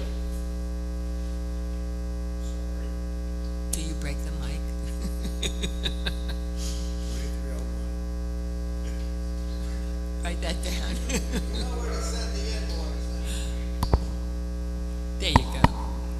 Are you going to wait till all the money has been loaned before we start repaying it and before you start charging the unit owners? Or are you going to charge them from day number one that the loan is activated? Jake, this is a very simple thing. That we will only even borrow the money if we need it.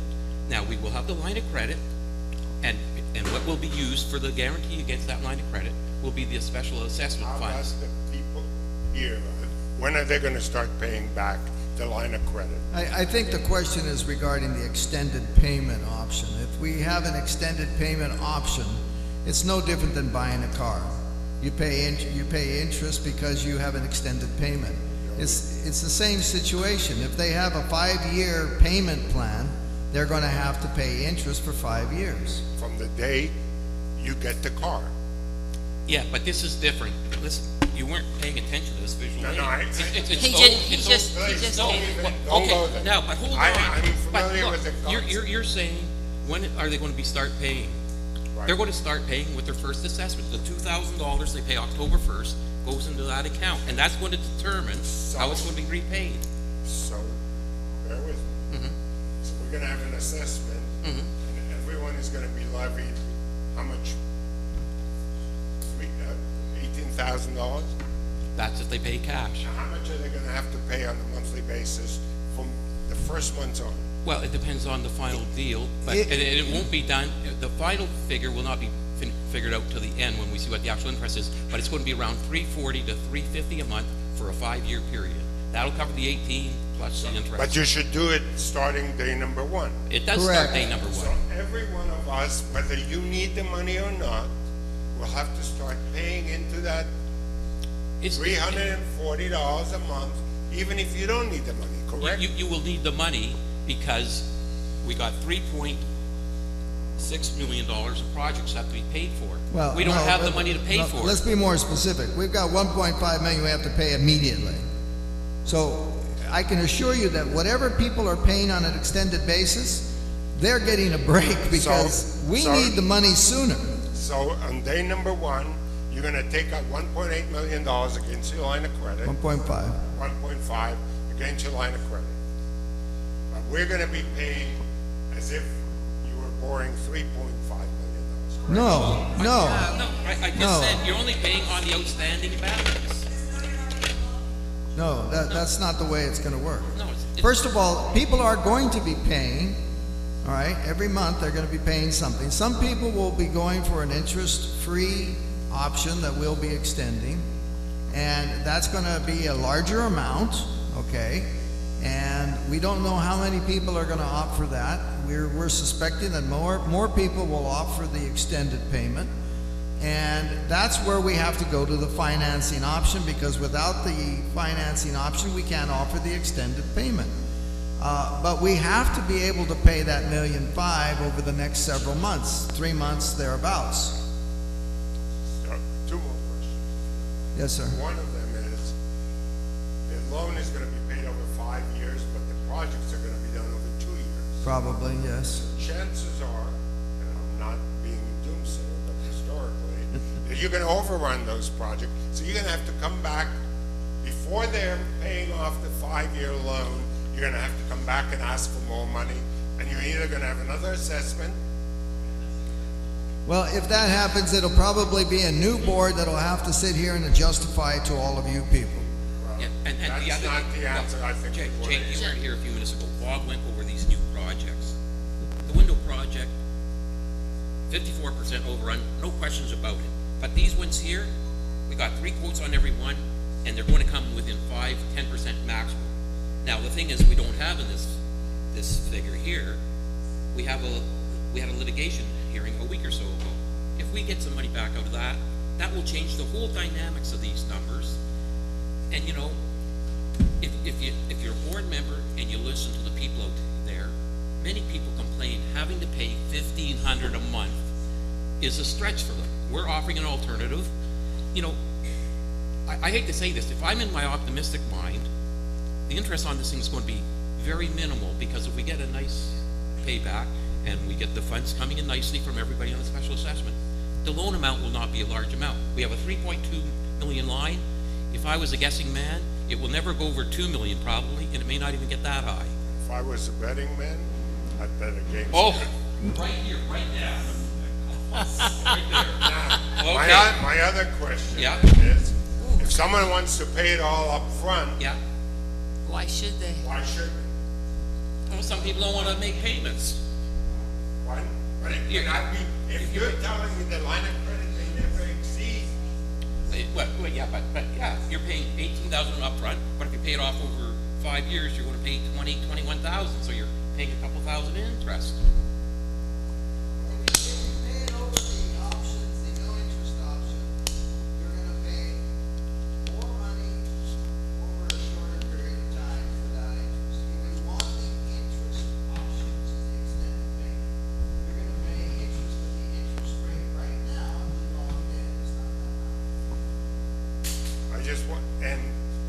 I just want to make sure that from day one, regardless of how you pay for it, everyone's got to cough up at a minimum the 50th portion or 1/60th portion of the loan from day number one, regardless of whether you use the money or not. Well, they are. Well, the first payment we've suggested is 2,000, so that's 1/9 of the loan right there.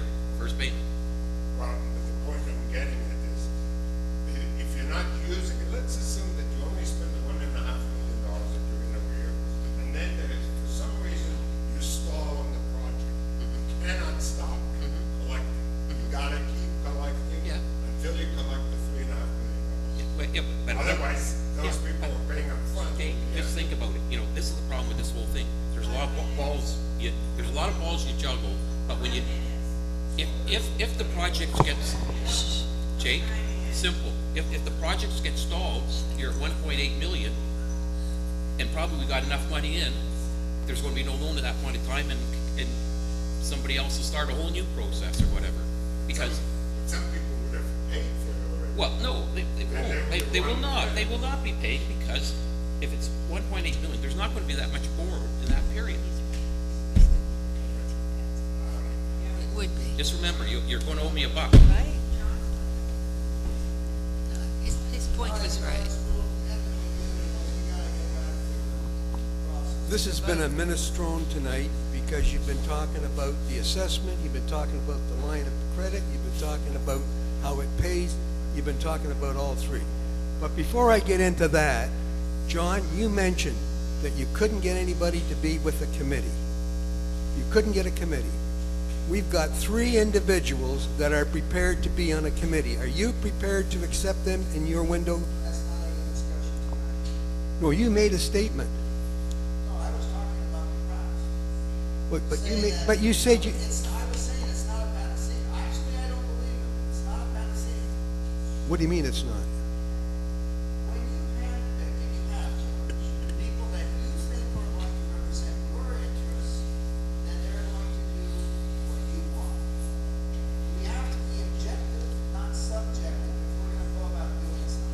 So in other words, whatever I do, it's personal to me, it's not for the good of the condominium. Is that what you're suggesting? Well, I have to tell you, John. John, you complained. No, I'm not. I'm coming up here to ask a question. Well, I wanted to take you up on your, okay. You mentioned that the first payment is gonna be $2,000. What's the second payment gonna be? We don't know. What's the third payment gonna be? I think So it's, how do you- how- it's contingent upon the line of credit that we are so hopeful that we will be able to obtain. It's also contingent on how much we can get from the companies that we are suing, if anything. Okay. Let's just go back to the line of credit for a minute.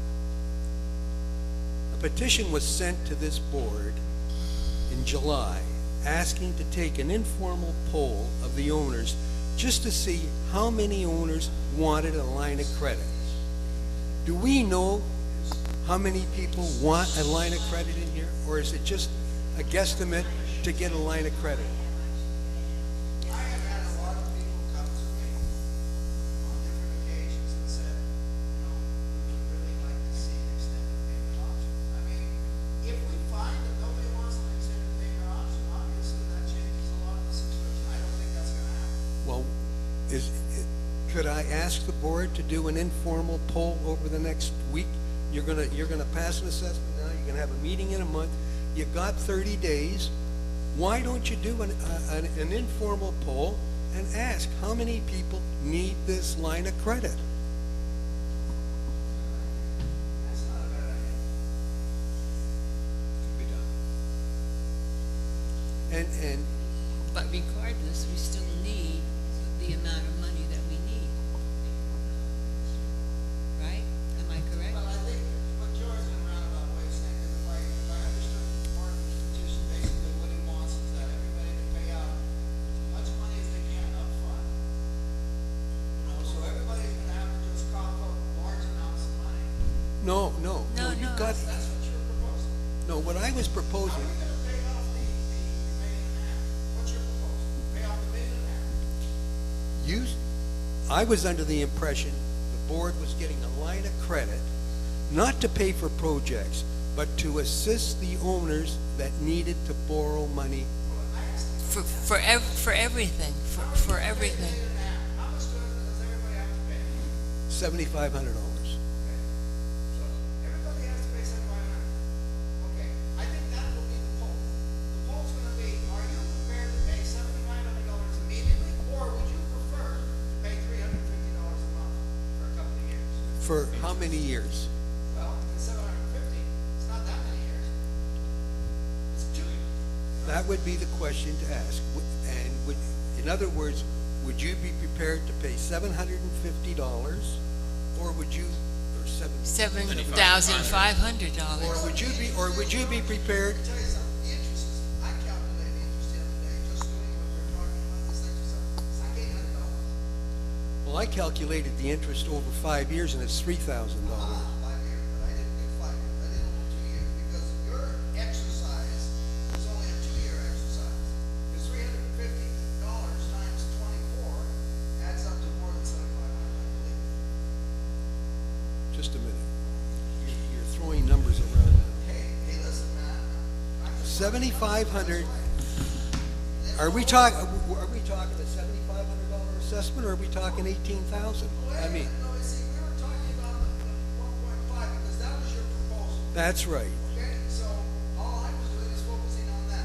I think a lot of our owners are going to have difficulty paying $7,500. And if they are going to have difficulty, there's going to be a line of credit arranged for them that they can do their monthly payments and pay that off. To get the line of credit, you have to convince the bank to give you a certain amount of money. You have to give them a program, you have to give them, first of all, if the bank doesn't have an assessment approved, they will not give you a loan.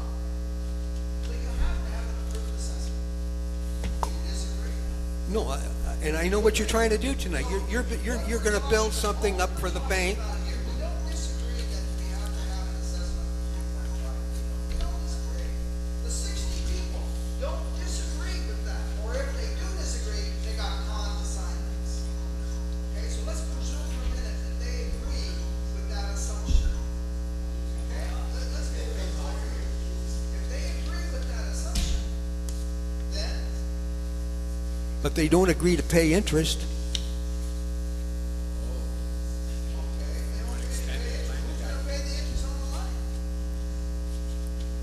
But you see, what you're doing, John, is you're confusing what you, no, you won't, no. Listen. I'm taking their own plan and I'm basically No.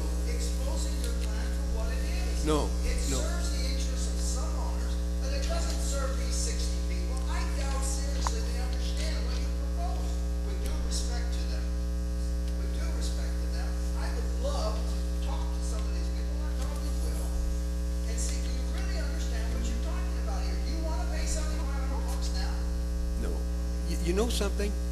You can really twist things. You're twisting them, and I don't mind telling you that. Because what we're saying is $7,500, if you've got it, you pay it. If you haven't got it, you're going to arrange a line of credit. But then you have an interest cost. That's right. And then that person that is going to be using that line of, that's going to be paying that $7,500 on so much a month, they're going to be paying interest. But the guy that's paying the $7,500 isn't going to be paying interest. Does that not make sense to you? That's basically what we're going to be proposing anyway. Something No, no. not quite the way you're proposing, but it's No, no. along those lines. What John is, with John's visual, which I've got to really brings to the fore what he's talking about, is you're talking about a line of credit that the board's going to use as a piggy bank to pay bills. No, that's not a joke, because It's you, not going to be a piggy bank. It's actually going to be. well, but you got to pay a bill. All in an election because of an extended. Now, one thing I'd like to add, just right here at this point, George, in the past on these assessments, people always complain, I pay, $700 a month, it sits in the bank, sometimes it sits in there for 2 years until it's used for that particular expense. This way, we're only going to draw it when we need it, so there won't be extra funds there that are sitting idle. So we really, We're when basically you using first, to cover when you shortfalls and when you cash flow. sent out the failed notice, the July notice, you said that you were going to get a line of credit that was going to be used to finance those that couldn't make the monthly payments. What you're saying tonight is that you're getting a line of credit that the condominium is going to use to pay bills. Wrong. Right now, we're saying there is no line of credit. What bills are you talking The projects. about? No, what bills are you talking about will be paid? The electric bill, the water for the pool, chemicals for the pool? Well, what bills were you talking about when you went? We're talking about these bills. The right here. complete aluminum or these here special projects. The project bills. As a line of credit to pay bills. But Only for no, the project. only certain Only projects. for the project. The lady is waiting Yeah. to speak. I think we hash the ones out. I have to tell you, there's a lot of confusion here on that. I know when you created a lot of it too, George. My name is Mrs. Canales, 2703. You're gonna have to, 2703. you're gonna have to speak up a little. I just have one question. Could you just speak a How little much is the closer? assessment? 18,000? Correct. Okay, We're going to pay it all at once. he says on the paper, 1,500 by 12 months. That's what you said in the paper. You pay it with interest, or you pay it in 12 months and would be 1,500. Well, that was what the paper said. What we're considering, but we have not agreed to do it yet, is that there would be several different options. One of the options would be an interest repayment over a number of months. We haven't said how much the payment would be each month, but it has to add up to 18,000. The other option is an extended payment. We're talking right now over 5 years. That would be somewhere between $340 to $350 a month for 5 years. Okay, it's like you said, if you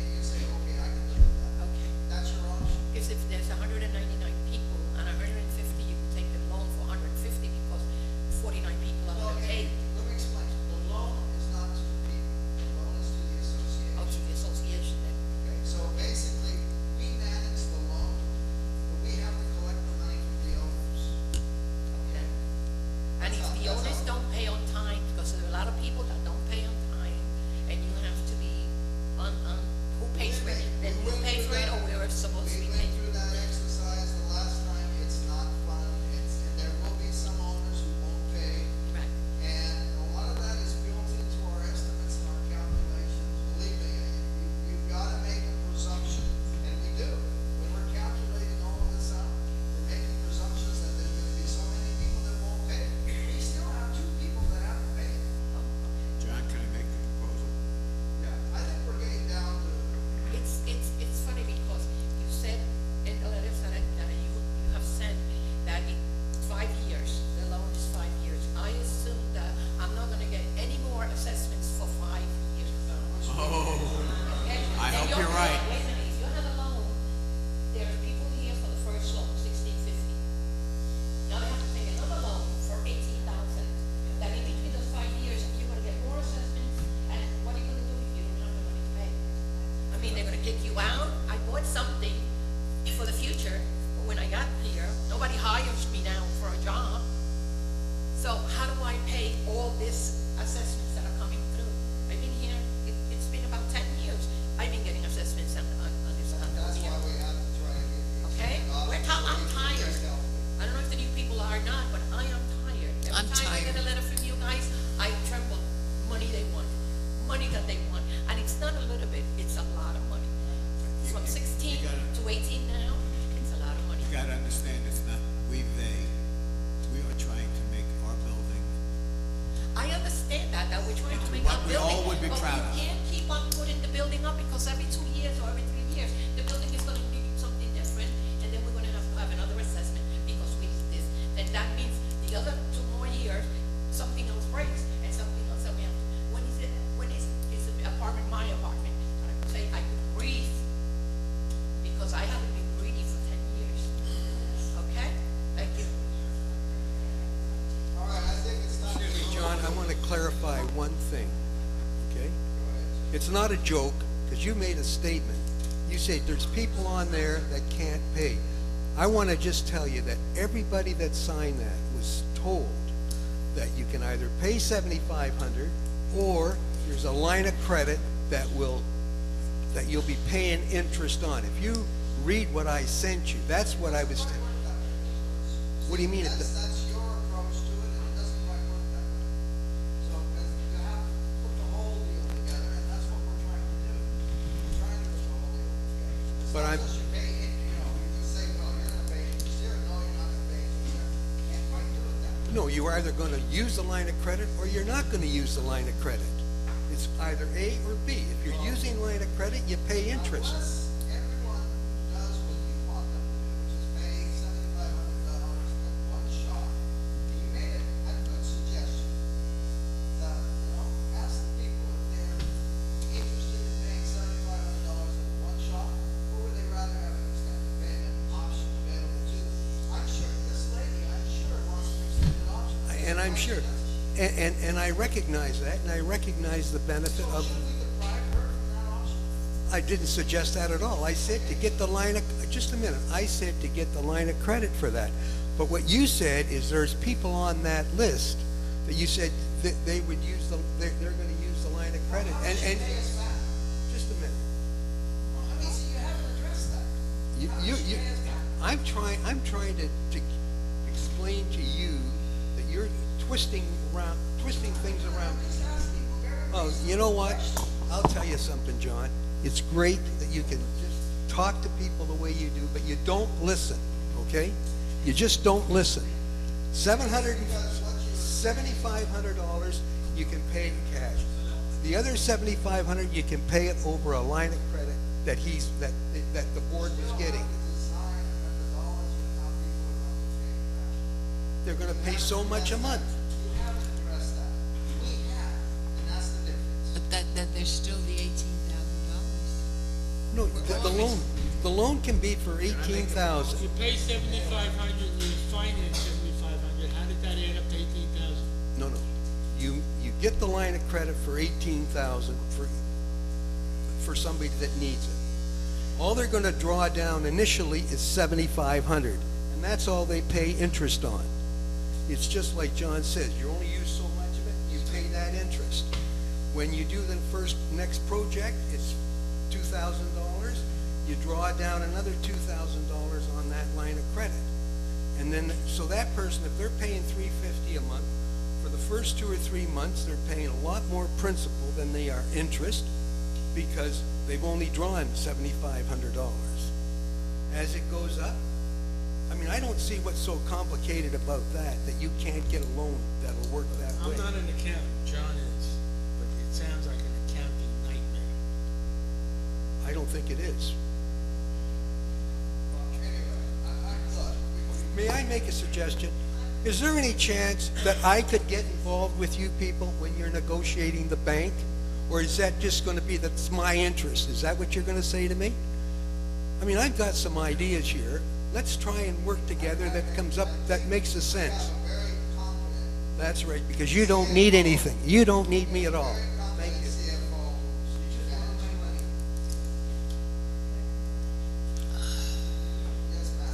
I guess my question is for Robert and John.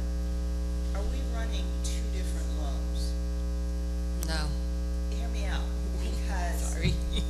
when you set up, when you say to the homeowner, you're gonna borrow $18,000, you're gonna split it up into even monthly payments that have some sort of interest rate attached to it, then when I take out the loan as an individual, and I think this is the point that our former chair was getting to, from day one, I've taken out a loan for $18,000 and I'm paying interest on $18,000. You're not taking out the loan. The association. No, but the association is taking out the loan. I understand what you're saying, but it's, the only reason I'm doing this is because you see what the various lady, I think you are confused about what the intentions are. And I want to just clarify something. Okay. The way this works is, should, they don't even have a loan yet. I understand that. So the way it should work is nobody, people, there's either 2 factions theoretically that are going. You have those who can't pay, and those who can. Those who can pay do not want to pay interest and bank fees, lawyers' fees to get loans, right? They don't want to do that. So what happens is the special assessments gets passed, and then you figure out if you get a loan. But the bottom line is there are those people who will pay the payments that they can afford without getting involved with the loan at all. Those people who say, I need a loan, will end up being part of the loan. They'll pay the interest. Whatever it is that the negotiated deal is for the association, that they can do, if they can do one, those people who can't afford to go into the, I don't want to pay you, I'm just going to do it on my own, I have to show up money. What are we going to do? That wasn't my question, and that's not my point. My point is that the example that John used said that the loan, which the association takes out, only has interest attached to it based on the amount that was borrowed. So sometimes you're paying interest on $350,000, sometimes you're paying interest on $2 million, depending upon whatever the outstanding loan is. So the interest which is buried in the loan varies over the life of the Let me loan. clarify that question, because what happens is. You're not letting me finish. What happens is the first. I'm a CPA, will you let me ask my question? Oh, please, go ahead. Go ahead. Okay? I'm an accountant trying to talk to another accountant. Go ahead. Go ahead. My question is, when the interest expense varies based on the amount that is outstanding, how does that interest account get taken into account for the homeowner who borrows and needs to have a fixed payment? Because and don't you answer the question. Because the interest varies, and so all I'm asking is explain to me, Let her if finish. the amount of the interest is gonna vary, how does that get baked into a fixed monthly payment loan for me? Well, it gets baked into, here's what we're doing. We have an estimate of what the interest will be. In the end, it's going to be different than it's going to. Right. So at the end of this whole exercise, the end of 5 years, we're going to figure out what the interest cost is, Right. and then there may be a rebate to those people if Okay. our calculation is not correct. It's going to be it's going to be a fairly easy calculation, Right. because we'll know year 1, one, was this much, year two, year three? We'll just accumulate it out, we'll know how many people took the loan out. We'll have to say, okay, we got this money, obviously there's gonna be money left in the account, right? Because we're gonna have this assessment, money's gonna come in, there's gonna be extra amount, so then we're gonna have to say, how do we rebate this to people? Those who paid cash, obviously, we'll figure out what the cash costs are, excluding the interest costs, they'll get their portion back. And then there'll be those who pay the interest. Well, here's what's left. You know, here's the thing. So when you make a loan to us, you're baking into our loan an assumption of what the interest expense is, and baking that into the monthly amount we have to pay. Yes. That's all I Okay, need to know. perfect, thank you.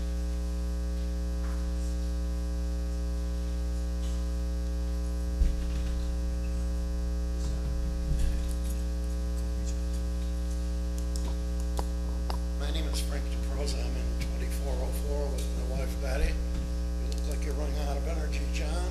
No one has less energy than me. I spent from 4 o'clock yesterday afternoon till 8 o'clock this morning staring out the auto train window trying to get here on time tonight. I want to make a couple of points. And first of all, I apologize for busting out earlier in the evening. But you asked for a civil meeting, and I wanted you to be civil to Betty and she be civil to you. I very much resent having an attorney here tonight who we don't know what I don't know what her job is. And she's made a number of mistakes. She called out Emil as one person who hasn't paid and costing us money. That's not fair. Now she just falsely assumed that there are two groups of people in here, people who can pay and people who can't pay. She's missing a very important segment of the people who live in the Renaissance, and that's the people who have lost confidence in the board of directors. The board of directors' ability to spend our money and direct it as to where it should go to take care of the building that's been falling apart, which was the reason why we elected you to get rid of Jake, and what everybody was saying was his bad crowd who you married the first night you got into the job. I would suggest to you that if you want to run a meeting properly, maybe we need a sergeant at arms, I don't know. But before she speaks, I would ask that you give her permission to speak, not that she jumps up and stands around and starts shouting at us like we're a bunch of third graders who got caught smoking behind school or something. And that job, I mean, if we don't trust the board of directors to spend our money anymore, we've done too many mistakes. This piece of crap here and all the other things, and always keeping time and giving the directions, it's not professional, period.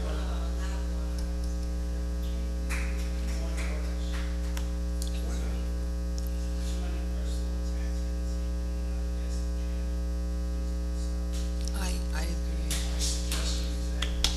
Well, there was no point in calling out Jake. There's really no point in calling out Jake. That was very unpleasant.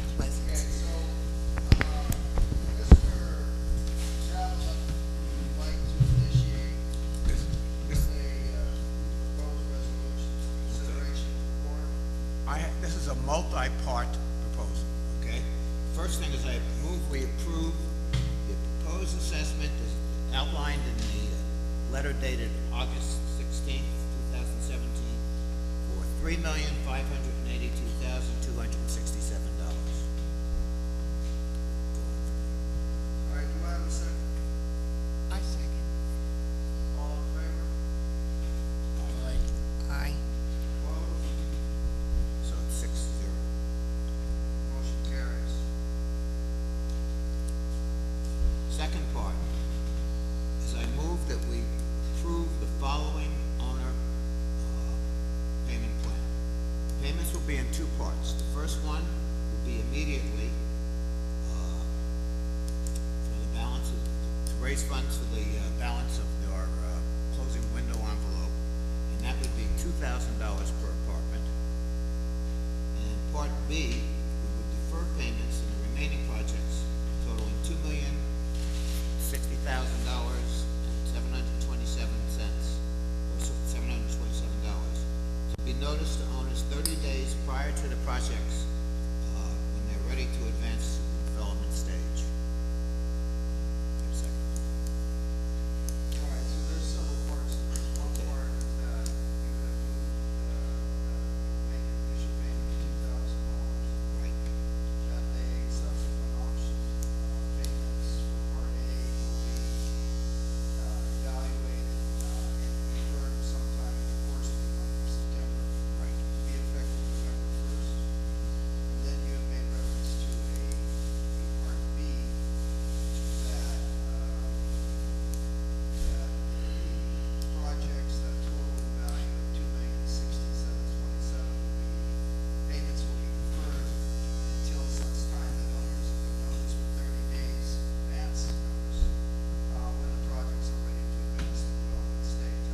Basically, what it says, as I understand it, is we're gonna close the freaking building envelope first, before we start doing the other projects.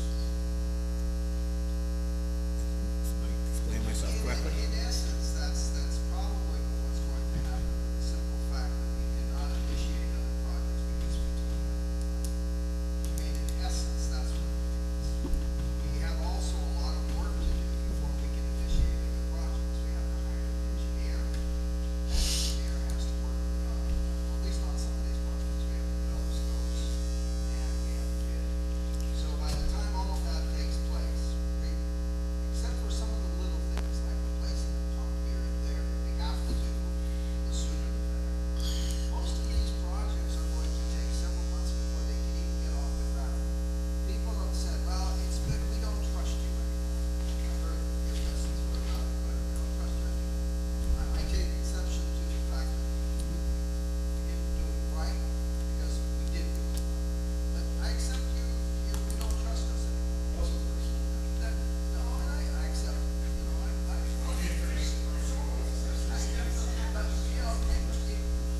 I think Jake should have taken it personally. board's gonna be taking over in January.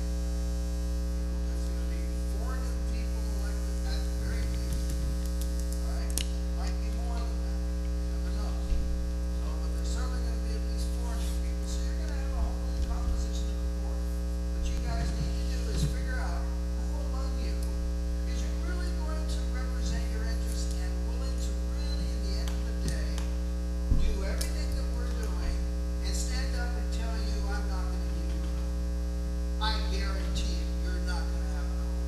That's the person you're gonna have to elect, okay? Because I guarantee you right now, that person that is pulling your leg big time, he says that too. But, that's what you need to do. You got a couple of months, find 4 people that you like, and you think are gonna run this building better. That's what democracy is all about. You didn't like what we did, that's fine. But I'll tell you one thing, regardless of what you think, with all due respect to you and all of our owners, we did what we had to do. But frankly, it wasn't done. We did what we had to do. This building is going to be fixed, and we're really on the road to setting this building in the right direction. Yeah, but John, I think going forward with the projects, if we have the financing in place, and if we have some of these other smaller projects to get started, I don't wanna limit us by not starting them until after the windows are completed. I think it'll be open-end at the time, if we're ready to do it. Yeah, I think the practical side of it, some things will be able to begin, some things are gonna be deferred. Right. Practically, it's. Yeah, but I don't wanna say to the people here tonight that we're not gonna start anything until after the windows. Like that pump in the There's a water tower. possibility we will. I think there's some things that are on that project list that are needing to be prioritized, because without them being fixed, we could be in deep problem. But I also think that the first priority is closing the building. Absolutely, I agree with you And that has to be done first. And that was what. That has to be the priority. And that Some is- of these other things have to be investigated. Oh, yeah. And that is the priority that is primary. You know, we did, what, 75% of the building already? We got 25% of our owners sitting there not having their windows fixed. And mine were fixed already. I'd be damned if I was one of those 25%. Anyway, we got a resolution on the table here. Do I have a second for it? I'll second it. All right. All in favor of that resolution? No discussion from the floor. We can't throw it out for discussion. I'll let you.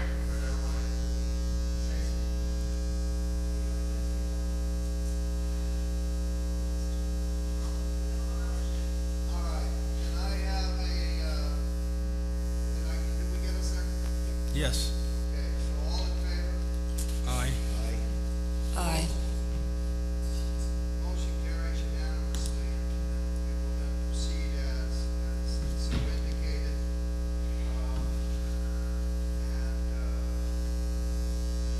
The next item on the agenda was to discuss the fine procedure, but I have been asked, because the chairman's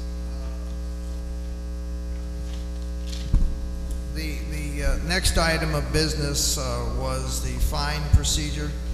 However, the chairman of that particular committee has taken ill and was not able to be here tonight, and other members of the committee have asked us if we would defer that discussion until the next board meeting, when it can be put on the agenda and then discussed. So we're not going to discuss that policy tonight. We'll just defer it until the next board meeting.